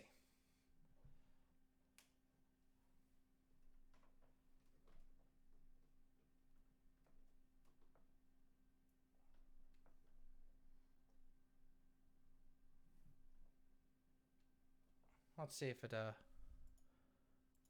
Hey, there we go. I don't know what happened there. I think my cable may have come loose or something. Oh, sorry about that. Let's see what they have to say about this. Let's see what this tweet says. At some point, here we go. Callie Thulu on Twitter, @CallieThulu. At some point, maybe months in the future, governments are going to turn around and say the crisis has passed. Time for everyone to go back to paying rent, mortgage, healthcare payments. And that's going to be a great time to organize and speak out with one voice and say no. How the hell? That's a fucking immediately. This is literally something I've been thinking about today, which is, okay, so they rent freeze and everybody doesn't have work and nobody's making money because all the businesses are closed. They rent freeze and you can't be evicted. But then what?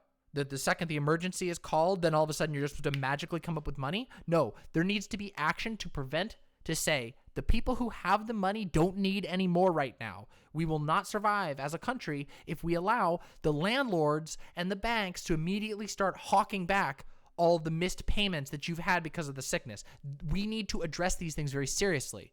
We need to be holding our representatives to account on these things very seriously. Write letters.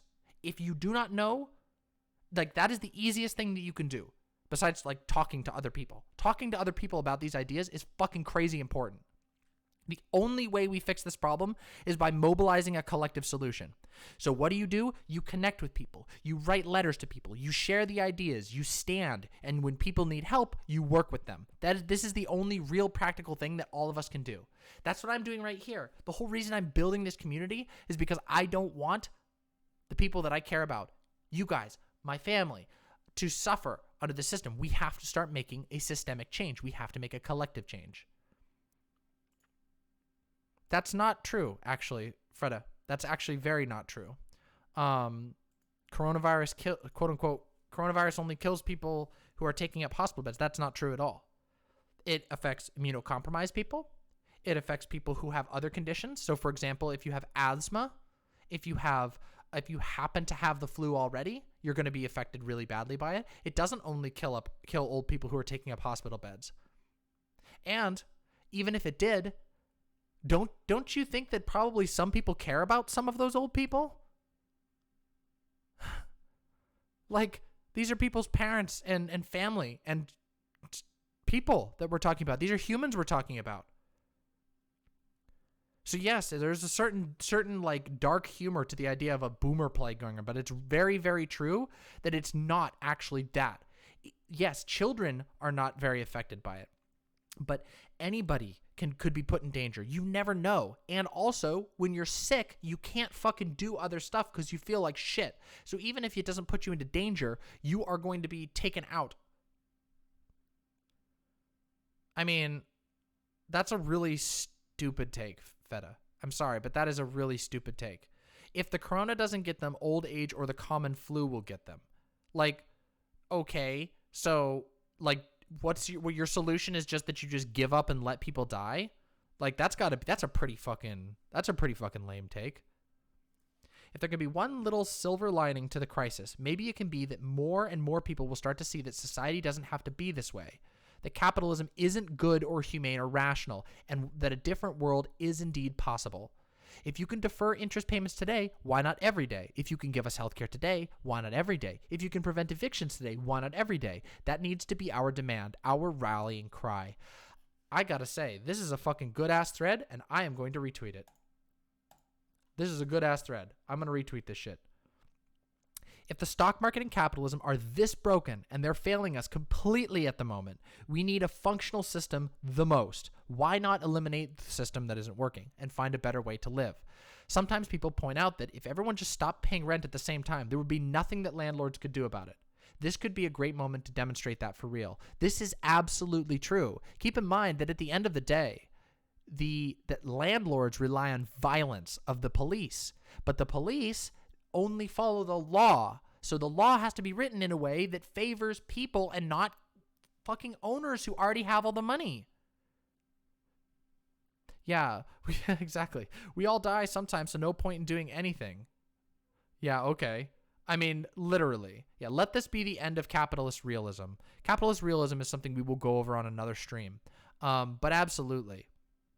This capitalist structure, the way that focuses everything. I mean, it's in the name. Fucking capitalism is about money. It's about wealth. It's about holding capital.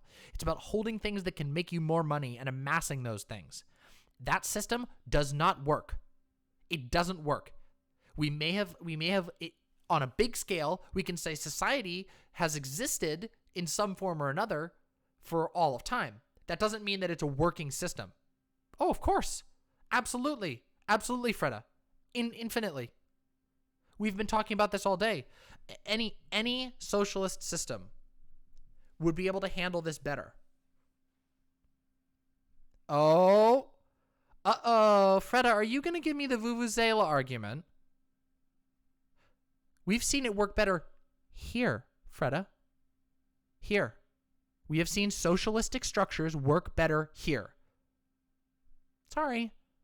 You're not being honest with yourself.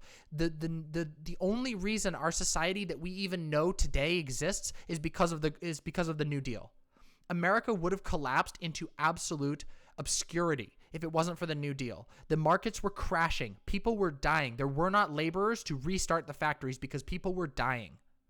So what was required was a very socialist light in this case, because keep in mind that FDR was there going, FDR was a capitalist himself, and he saw that there was a popular demand for socialistic structures because they were logical and they worked, and he said, shit, I need to do these. I need to implement some version of these, or else our system will not be saved. His goal was to save the capitalist system by means of implementing socialistic structures.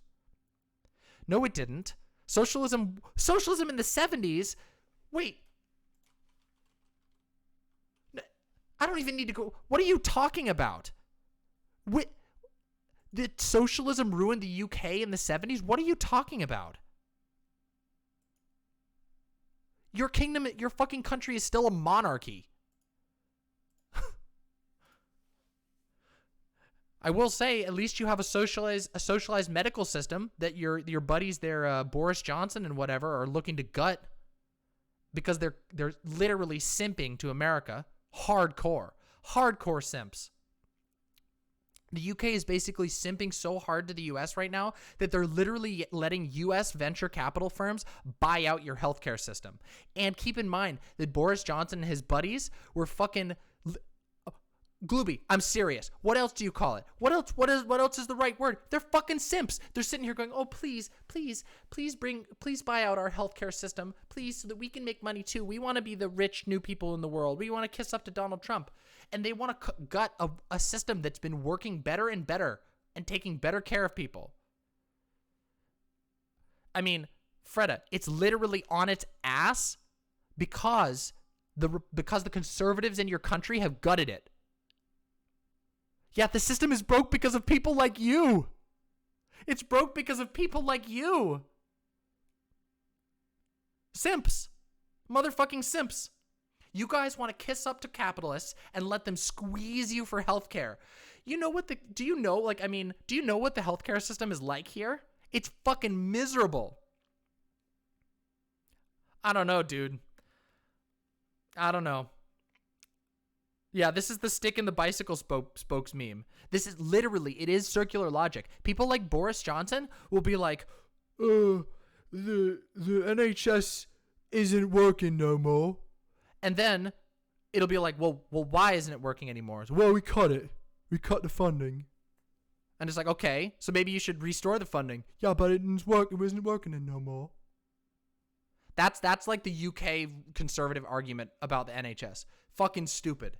It's literally literally head and ass. It's so fucking stupid. Your property taxes in 2008 went up by 360%. Okay. I mean, I don't have any context for that. I don't have any context for that. That's possible. I don't know what would cause it. I mean, there's all kinds of property tax issues. Gentrification utilizes the property tax, the current way that we calculate property taxes, to drive people out of over the course of time, to drive people out of their neighborhoods. This was happening in a neighborhood I used to live in. Yeah. But you know, the fishing restrictions. Yeah. But it's like, yeah, the way that property taxes get manipulated to allow for gentrification. This is something that happened in a neighborhood I used to live in, a very low income neighborhood. Lots of poor people lived in this neighborhood. And what would happen is that a big company, a big property management company would come in and they would talk to the individual landlords and they'd offer them like a ton of money, right? Say, hey, we're going to give you more money than your property is worth. This is for the landlord, not the people who are living in there. The people who are living in there don't have any control over this. When you live in a property, you have no control over your property being bought out by somebody else. You don't have any say in that.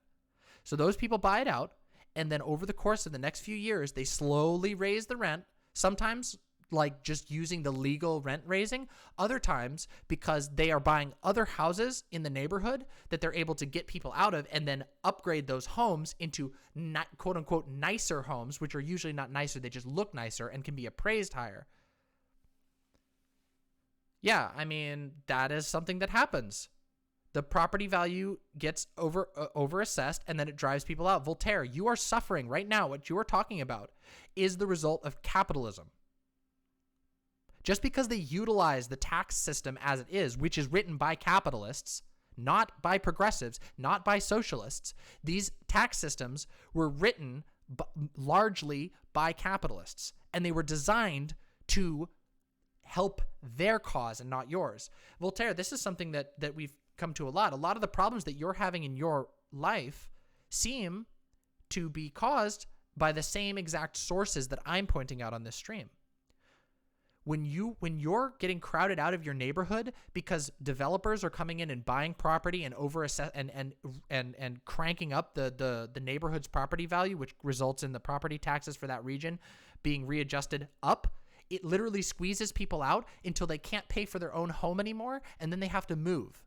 And they move somewhere else, and then the banks come in, the bank that can just sit there because they have infinite fucking money because they're sitting on a pile of gold that's like a Scrooge McDuck pile of gold, and they're just sitting there waiting. They can sit there and wait for you to go bankrupt, and then you either become houseless or, you know, maybe you move somewhere else. You leave behind where you lived, the place you maybe liked. Maybe you liked it. Some people hate where they live, but a lot of people fucking like it. And you've gotten squeezed out now. You've been gentrified in that way. That's how these companies do it. New York City is one of the best examples. If you do a fucking study of who runs New York City, it's property management companies. They own so much land and they hold so much sway and they have so much wealth stored away in the bank that they can choke out other people. They can just wait you out until you're fucked. But see, it's not an equal playing field because you are just a person who needs a house. You need a place to live. They aren't in that situation. A bank doesn't need a house to live in. Not only do they already have a house for everybody who's at their top level, probably a mansion and a couple of yachts, but they don't need a house to live in. They can wait you out forever because you're a human with needs, and they are a machine. They are a structure, a system, an institution. They stole over in the 100,000 plus each owner for a period of 6 years and then lowered it. This sounds very specific. I don't know that I could dive into the specifics of your area, but I mean, yeah, this is the shit that gets played. Is largely property management companies and what are they called? Real estate tycoons. Real estate tycoons and their companies, and they have millions of shell companies. Sometimes you'll see a house get bought by what seems like a small company, and you'll find out that it's a subsidiary of a fucking massive company. And they're using these little local subsidiaries to expand their empire of housing. Their empire of housing that they only want to make money off of, that they don't need to live in, that has no consideration for the humans that would live in those buildings. Buildings are built for fucking humans to occupy.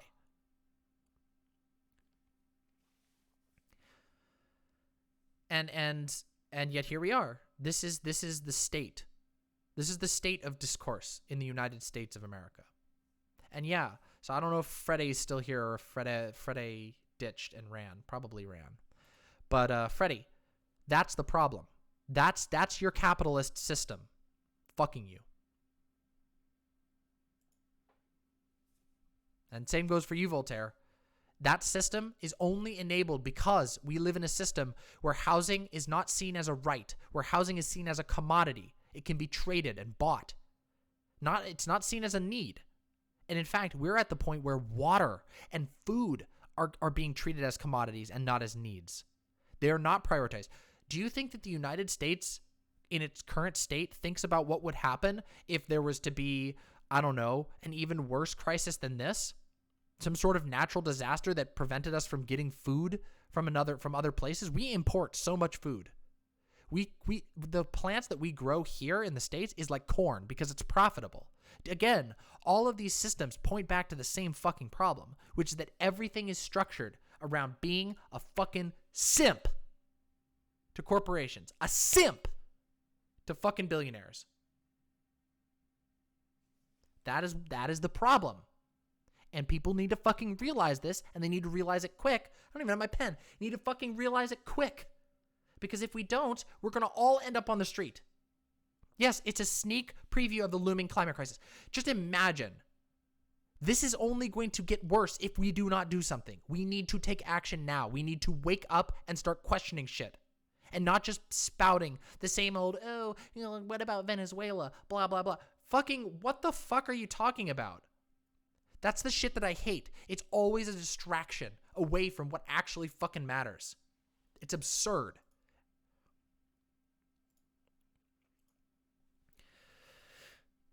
And frankly, it's inhuman. It's inhuman. It is the fact that we can say collectively that we don't fucking give a shit that people get a good argument is a distraction. Really? I didn't hear a good argument. What's the good argument? Poco, I'm interested. What's the good argument? Oh, here we go. Actually, you know what? We are officially out of like the main coronavirus thing. So I'm going to edit my stream title. I'm going to call it Screaming at Simps. And let's see, what else should we talk about?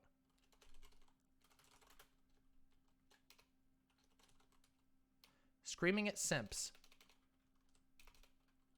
And billionaire apologists. Yeah, there we go. All right. Poco, you are a moron liberal. Admit it and accept it. You know nothing and you can't disagree with Venezuela. I can't disagree with Venezuela, so I need to, it's a distraction. It's all an excuse. I have no argument against what? Against what? Against the existence of a Venezuela? You haven't presented an argument. You have said, you actually piggybacked off of me pointing to my chat who knows exactly what the fuck I'm talking about because we see it in here every single day when dumb fucks like you come in. But people come in and they say, oh, shit, what about Venezuela? Last I checked, Venezuela isn't fucking America. Are they the same fucking thing? Did you think that maybe there's an entire country with an entire history that has nothing to do with what we're talking about here? Yeah, and also, if you think I'm a lib, that is hilarious. That is absolutely hilarious. I'm about as far from a fucking lib as you can be, as far as left goes, without being a fucking right-wing idiot. I want to hear your argument, Poco. If you can get an argument, we're here into the part where I scream at chat. So, against what? Against it? Against the use of Venezuela as a reason for why socialism doesn't work and results in mass death, government oppression, and poverty. You buffoon. You're already using filibuster tactics. No, like literally, I said what right-wingers do every single time you try to have a conversation. We've been talking here for 2 hours, Poco. You're the one who just came in. We've been talking for 2 hours about very specific examples of how a capitalist structure makes situations like this worse, and you come in and you just go, you're fucking vuvuzela shit. Playing the delay game where you know what I don't know what you're talking about. Okay. Hey, there we go. Thank you. That's a fitting one. Yeah, it's my own fucking stream, right? This fucking idiot. These people come in here. We see this every single day. We get at least one of them who comes in, says, "Oh, good. Oh, KJ, thank you for letting us know that, KJ. I didn't even see that one. Also, good on blasting them, Fawn." Filibuster tactics, when we literally spent 2 hours on a deep dive on coronavirus and how coronavirus interacts with America's shitty ass system. This guy comes in here and says, "What about Venezuela?" With the assumption that you're supposed to go and take them on a walk down the history of Venezuela as a country that isn't the United States, which is what we're talking about right now. And I'm using the filibuster tactic. Yeah, okay, dude. But this is the shit. They do this fucking every time because they don't have an argument. All that they do is go, the thing that we have already is good, even if they're literally getting stepped on. These people are the biggest fucking simps on the planet. I've never seen one bigger. There's nothing more pathetic than bootlicking, than fucking getting down on the ground and going, millionaires, let me fucking have a drip. I just want a drip of your fucking cash, please. It's so pathetic. It's so sad. No, it wasn't premature. Fuck that guy. Like I said, I was willing to call him a dumb fuck within the first 3 lines that he wrote. That was pretty obvious. Yeah. You had a good eye there. That was a good ban. This guy's not, I mean, when people come in and talk about Venezuela and whatever, and okay, misconceptions are one thing, but when you come in and you drop like 3 fucking paragraphs right off the bat about your dumb fuck thing without listening to the last 2 hours of, fucking rewind the stream, you dumb bitch. Go watch the rest of the shit that I just put 2 hours into and fucking give me money while you're at it, because I spent 2 hours explaining to your dumb ass how shit goes. And then you come in here, oh, it's a fucking Venezuela. As if Venezuela isn't a country with its entire own history, its own flaws and complications. It's completely idiotic. Socialism didn't work, or quote unquote didn't work, according to their deeply misinformed worldview. It didn't work in one country, therefore all socialist ideas, any solution to this inhumane nonsense that we've been talking about for 2 hours is completely useless. Yeah, precisely. Yeah, I agree, Voltaire. I'm glad you can see that. Yeah, Poco is fucked up in the cocoa. Yeah, he's got some marbles missing. But again, this is not an uncommon view. You will encounter this all over the place. And the thing that you have to do and remember is that you can walk in with confidence knowing that they are bullshitting. Not only do they not know anything about Venezuela, but you do not have to talk to them about Venezuela. You never have to talk to anybody about Venezuela unless you're literally talking about Venezuela and they provide you an argument about Venezuela. That's the only time that you ever have to fucking actually talk about Venezuela, which maybe we do. Maybe someday we'll do, just for the fun of it. Maybe someday we'll just do a Venezuela stream.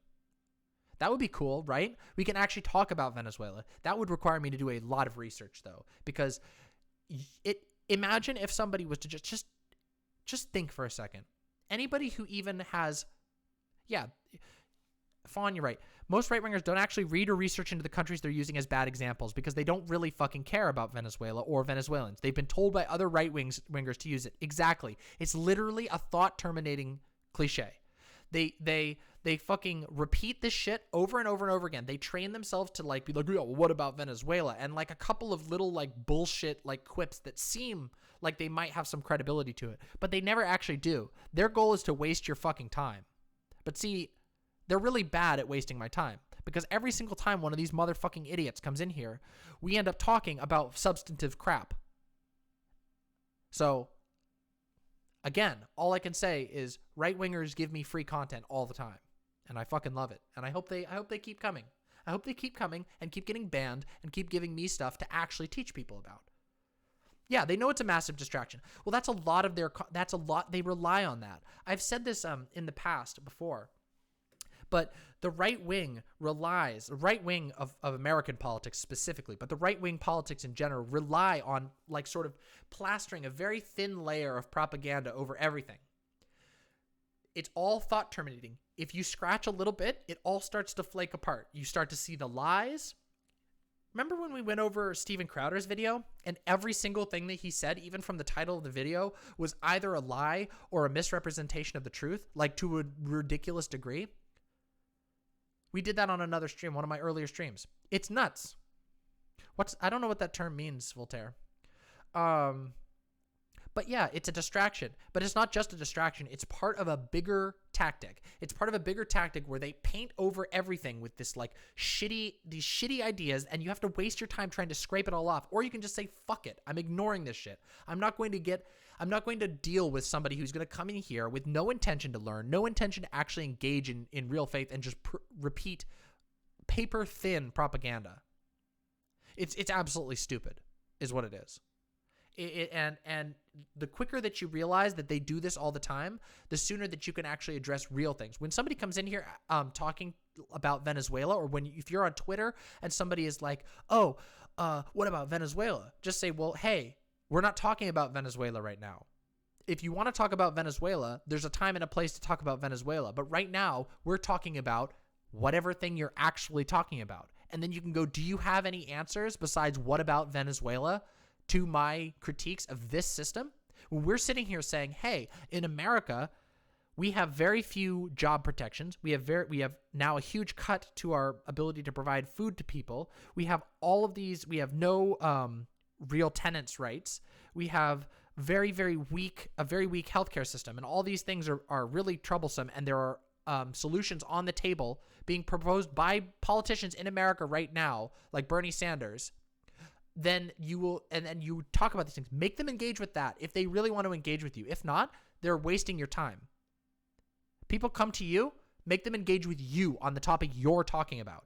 Because these people want you to go off onto their stupid red herrings, so they waste your time.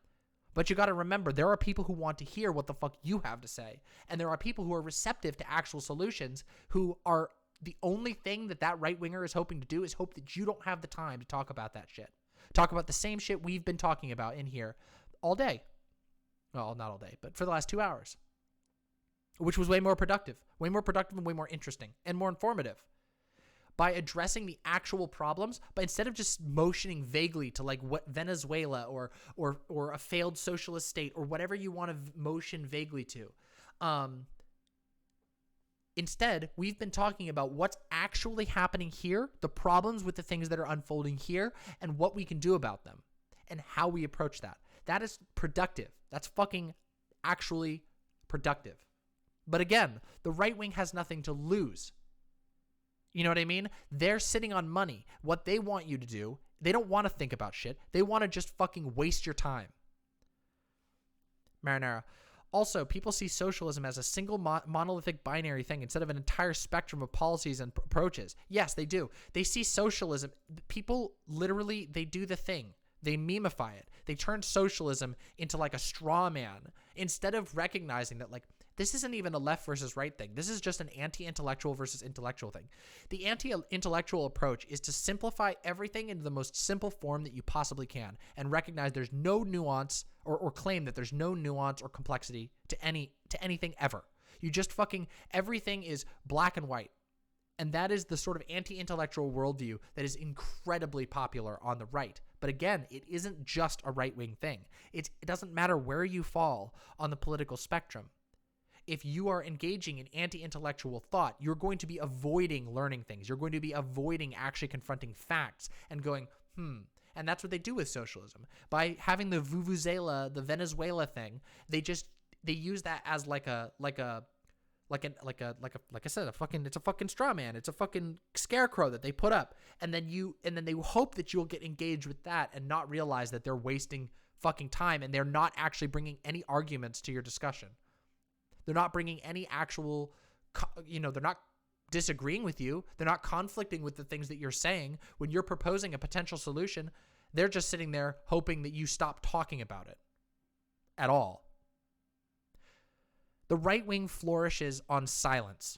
The right wing flourishes on people not asking questions. It is about subjugation. It is about tradition. It is about the status quo. It's a self-defeating worldview. It's a fucking self-defeating worldview, and we see it here every single day. And the point of me even going on this is because I want people to feel confident. Because it's easy to feel scared of right-wingers because they do have dominance of the airwaves, they have money, and they say a lot of crazy fucking shit. But you have to realize that their ideas are weak as fuck. And their structures are weak as fuck. They're always incredibly vulnerable. Leftists, oh, hey, oh, my thing came loose. Oh, no. Here. There we go. Fixed. The left is about building strong communal structures. It's about thinking outside of the box, thinking beyond our own individual struggles, and expanding the dimensionality of the way that we approach problems. The left wing is able to recognize that complicated issues exist that might not have an immediately apparent solution, that might not have an immediate answer. Right wingers want you to say, pray to God, listen to Trump, listen to Fox News. Those are your options. They will tell you what you do, and don't ever challenge it. And if you ever make a stink, if you ever complain anything, you're a fucking SJW, you're a whiny bitch, whatever. They'll call you all kinds of things. They come up with all kinds of names. This goes to fucking tale as old as goddamn time. And you can see the same shit happening when people were resisting monarchy. You can see the same shit when people are resisting fucking homophobia and racism. The right wing's tactic, they have one fucking tactic, and that's to try and pummel you into the ground and keep you quiet and keep you not connecting with other people. Even if you only talk to 3 other people in a day, and you're building connections with them, you are stronger than the right wing, because the right wing relies on atomization. It relies on you being isolated, and it relies on funneling that isolation into zeal that goes up to a single point. Whoever's on top, whoever's the top dog, and they don't give a fuck about anybody else unless it helps them. They will only ever care about anybody below them on the ladder if and only if they're going to get something from it. And I say that if and only if because there's all kinds of selfish motivations for all kinds of political things, even leftist ones, though I think that the leftist approach is inherently one of love and compassion. But regardless, there are people who, don't ever think about that part of it. They're just doing their own thing, and they've come to these conclusions because they feel that's what's best. But it is not the only motivation of the left. The right is all about dominance. It's all about fundamental inequalities. You can literally go fucking research even the slightest bit of philosophy. Right-wing thought is fundamentally about inequality and about recognizing they believe that the world has unchangeable inequalities, unchangeable hierarchies, and they will reinforce those by whatever means necessary. But they're weak. There are huge flaws in their structure. They're not pushovers. I mean, individually they are, but the right wing as a whole will probably always exist to some degree, unfortunately. But there are huge gaping weaknesses, and we counter those directly. The right wing cannot deal with pandemics. The right wing cannot deal with a changing world. They can't deal with change. They can't deal with evolution, with the evolution of the human race, of the human experience. They cannot deal with new ideas. They are built to preserve old ideas. And we stand in opposition to that. And that drives these people fucking nuts.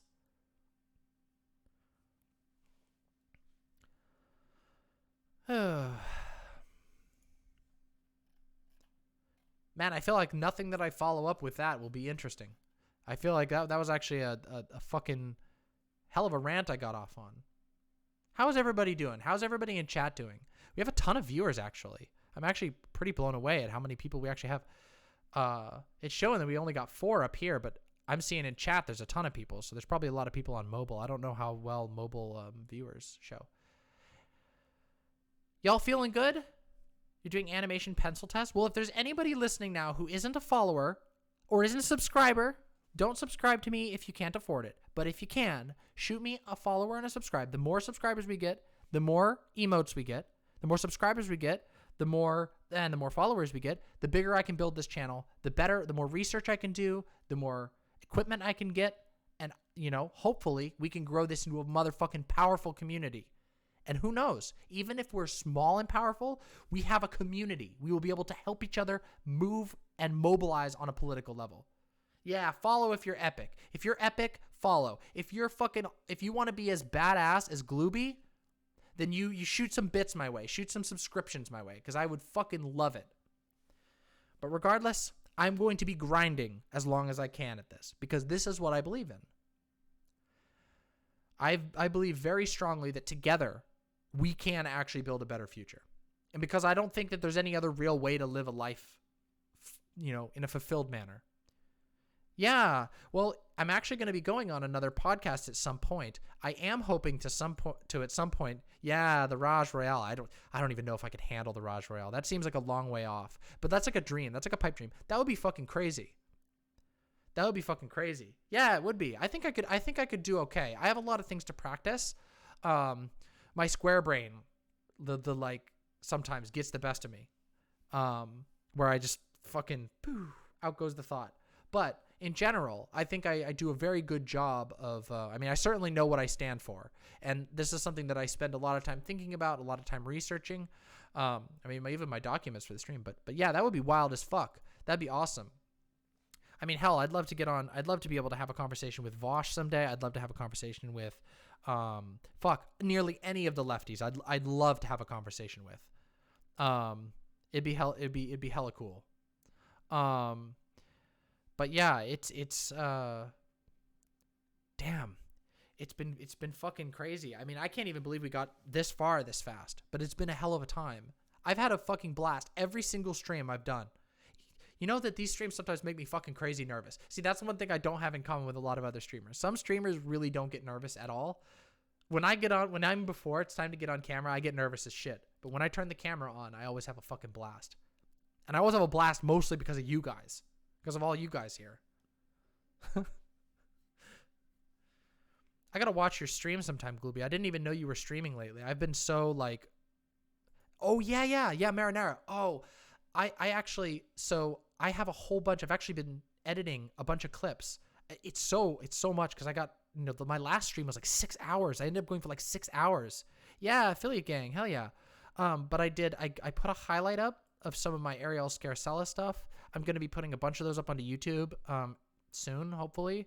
It's overwhelming. Yeah, clip channel.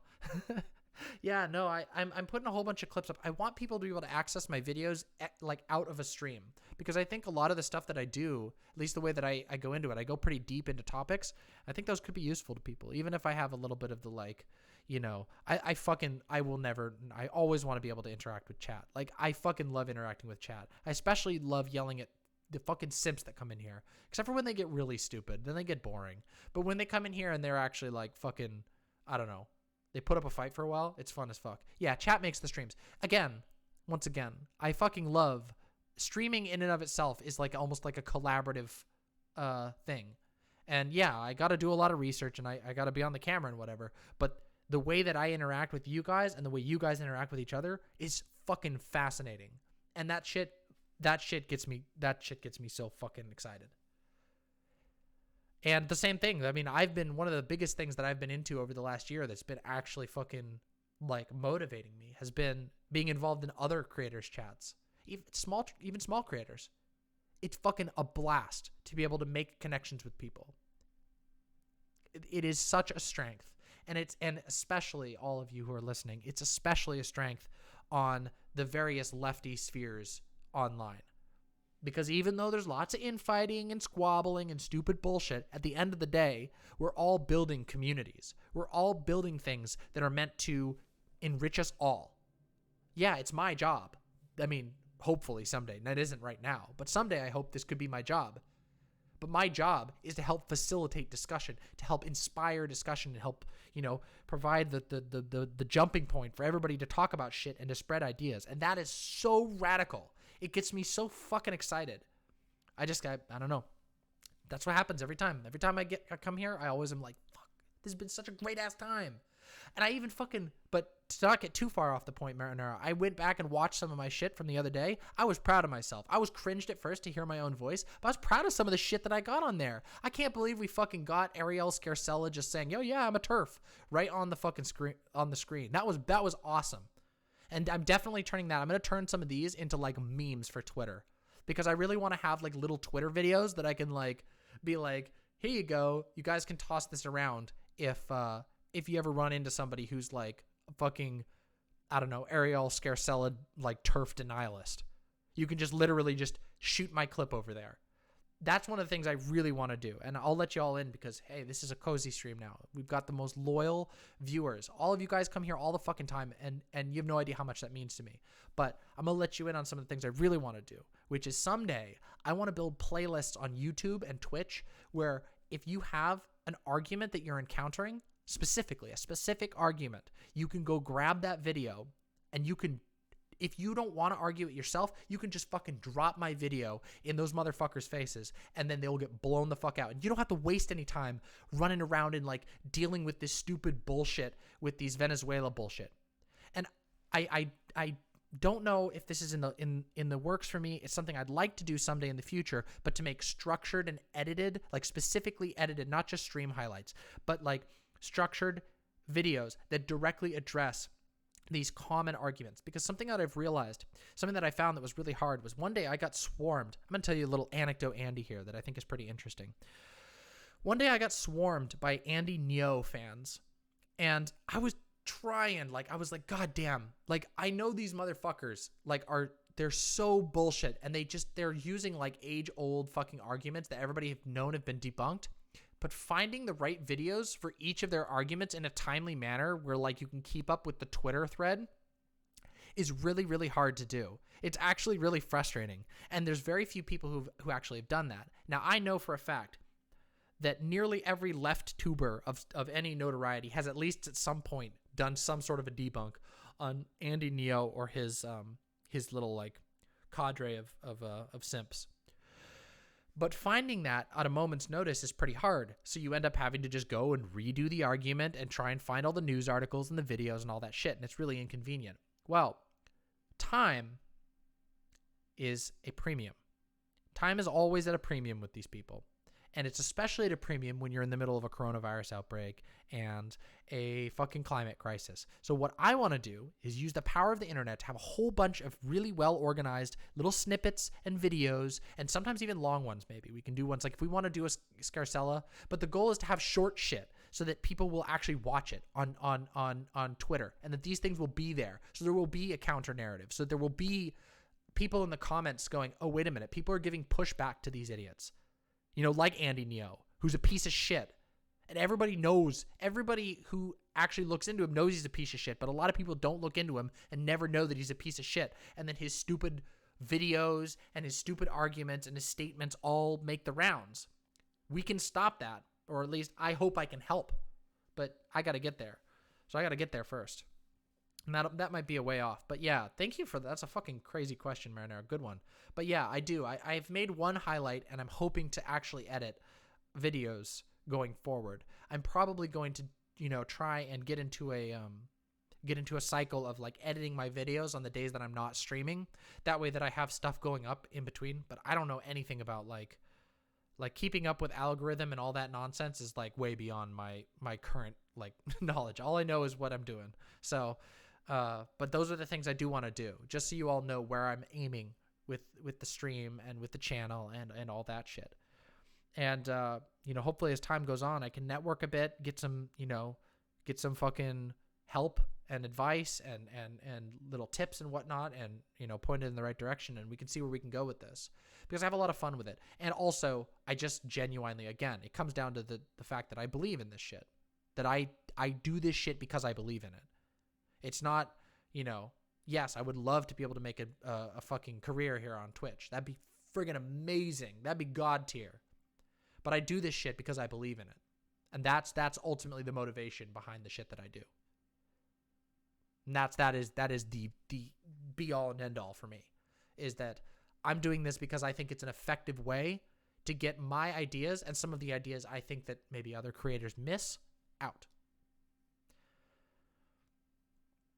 And yeah, you guys are helping me do that. You guys have all helped me do that so far. And I appreciate that fucking deeply. And we're only fucking going up from here. We're going to have some blasts. Can you guys imagine if I can just fucking attract the ire of some of these dumb fuck right-wingers and get them over here and just blow them the fuck out once and for all? Maybe it won't put a dent in them. But it will put one more thing that counteracts their shitty ass, disgusting worldview.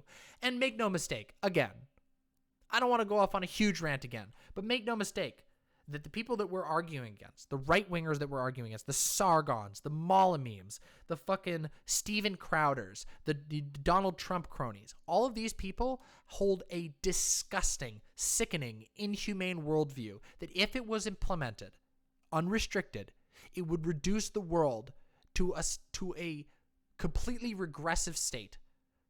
The amount of immiseration would be unbelievable. And even the people who are currently pushing for it would also be further immiserated. Do you think that Donald Trump and his dumb fuck sons would ever be able to fucking create art? To fucking research? Do you think these people could ever do any of that shit?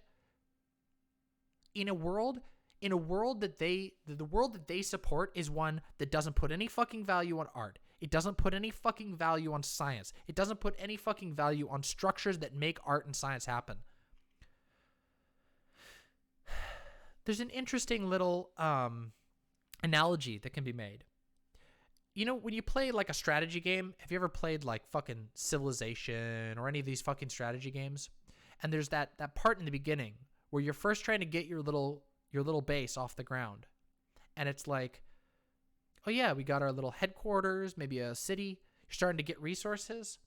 And then all of a sudden, you know, you're able to, you know, get established. You got enough food for your people. You build your country out. Maybe, you know, maybe you have some squabbles with the barbarians, whatever, blah, blah, blah. And you build up. And then you get to a point where you have a surplus in most of these games, you know, because they're balanced so that you can win them. You get a surplus. And once you have a surplus, you can start putting that into things. You can start taking those extras and making greater things that let you jump ahead, that let you get ahead. You know, humanity is something like that. We have to fucking invest the wins that we make against nature, the ways that we step beyond just a base life of scrounging for food or hunting for food and are spending our whole lives devoted to eating, sleeping, and reproducing. Instead of that, we're able to put the technologies that we've built over time, it all stacks up. The technologies, art, all the things that we've learned collectively as a race of humans from the very beginning, we can stack that up and we can fucking use that to make space for the hard things. Because art and science are things that are hard. Art and science require a lot of risk, which, as you'll notice, capitalism is very risk averse. They're very risk averse.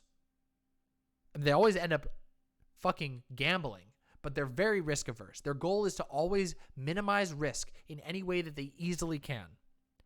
And as a result, that puts a squish on the things that are risky, things that cost some of our surplus. They cost money, they cost time, art and science, but they are worth it because they let us do things that should not technically be possible. They're fucking magic. They're the magic of the human race. Our science and art is our magic.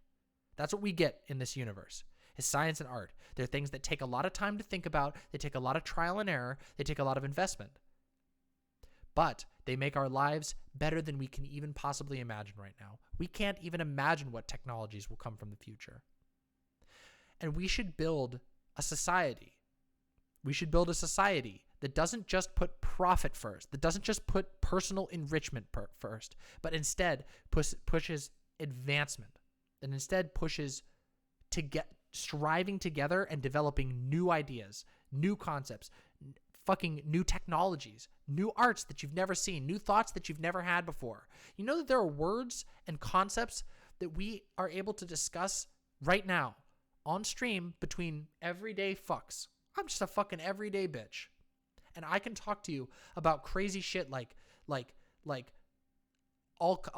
interpreting gender and understanding what that means. I can talk to you about consciousness. I can talk to you about fucking Pathologic 2, video games, entire worlds that exist in completely digital space.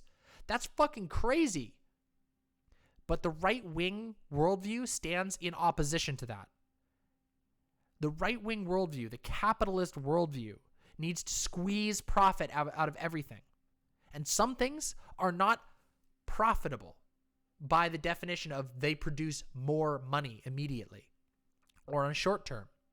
But they are profitable when you view them in the sphere of a race that lives on a planet, that lives together, and that all of us are in this fucking shit together. We're all of us stuck in a very, very big universe that we don't know all that much about. But we can.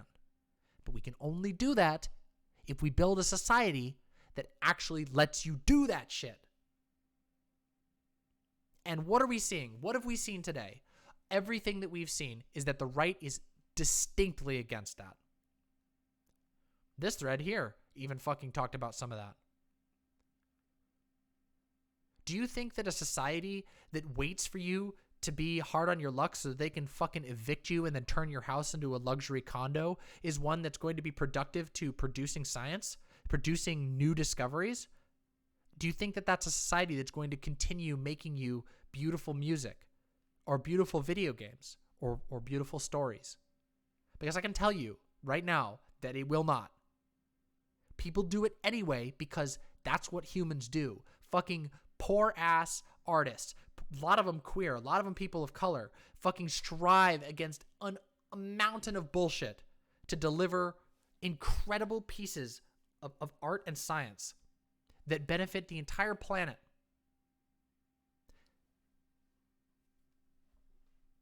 And a lot of them die in that process. A lot of them die in that process trying to get there. And a lot of fucking artists and scientists die young when they could have gone on for the rest of their life fucking creating who knows what. And all of this because we are too collectively short-sighted to say maybe a profit-oriented system isn't the right idea.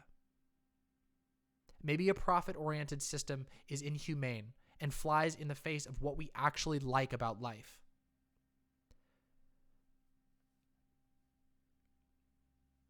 People have said, I think, I'm trying to remember who it was who talked about this. I want to say this was probably months ago. I think Vosh talked about this.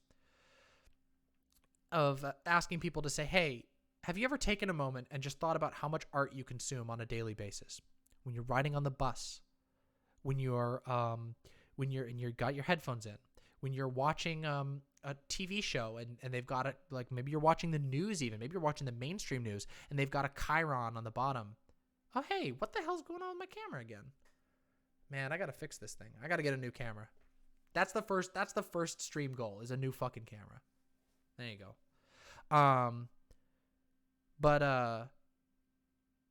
And there goes the square brain. What was I saying? Yes. Oh yeah. You're riding on the bus. You're listening to music. You watch a thing. You watch a TV show, and they've got maybe you're watching a cartoon, and you see the people who made the cartoons. All these sometimes hundreds of people who put their love and hard work into a cartoon. Maybe you're playing a game on your phone. There's art everywhere, and I want you to the reason why I do this is because I think everyone knows that technology is everywhere. We live in a very technocratic society. We always are aware of the phone. We're holding an iPhone that is a miracle of modern technology that's produced by thousands and thousands of engineers, literally thousands of engineers that work at Apple, working on all kinds of individual pieces. Well, art is the same way. In our society, we don't even treat scientists with the respect that they, with the sort of societal respect and well-being that they probably deserve. We certainly don't do it for artists. The starving artist is like, it's like a lovingly, almost, not many, nobody I know, but a lot of like sort of your everyday Americans are like, oh yeah, the starving artist, it's part of the experience. The artist needs to starve. No, they don't actually, believe it or not. And in fact, you would probably have even more fresh and unfathomably beautiful art if that wasn't the way that society was structured. And guess what? That also applies to science. The only reason why I focus on art is because we already we have a little bit more favorability towards the scientists of our society because of this sort of like tech bro world that we live in. But all of the things that we actually love and the things that we enjoy are most served by a leftist society. And always remember that, because that is where our power comes from. Our power can come from knowing that we are right. That our society would make the world better even for people like fucking Donald Trump. That Donald Trump in his shitty ass gilded mansion that he doesn't even spend any time in because he's always fucking running all over the place, being, having to do these fucking stupid things that he obviously hates, do fucking press conferences that he fucking obviously hates. Have you ever seen Donald Trump? Like, did you see Donald Trump at Davos? He fucking hated that shit. So even that motherfucker would be happier off in our society. But the rest of us, the millions of us who are crushed underneath, would be way better. And that's all I have for today, guys. That's all I've got, because I'm fucking tired, and I got shit I got to do, and I got videos I got to edit. But I'm going to leave you all with a really fucking good message, which is, hey, thank you. Wow. Thank you so much, Marinara. You're amazing. And thank you deeply. You are my first subscriber, I think. My first official subscriber. Fucking amazing. Thank you so much. And with that, I will say, do not be a simp for the right. If you guys want to give me hate follows, and y'all want, or love follows, I've always welcomed love follows. But if the right wingers who happen to be in my chat want to give me hate follows or hate subscribes, that's okay. Yeah, thank you so much. Ooh, you get a special tag. You get a founder tag. Look at that.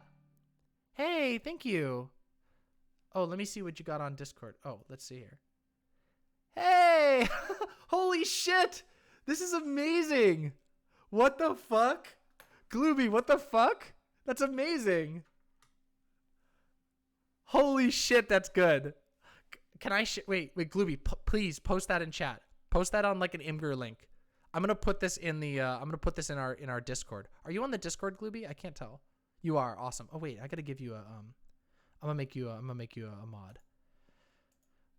But thank you. Yeah, Glooby, please post that in chat. Let everybody see this shit. Oh, I gotta read this shit. Here we go. Hater Bubs. Let's see how good you did at this.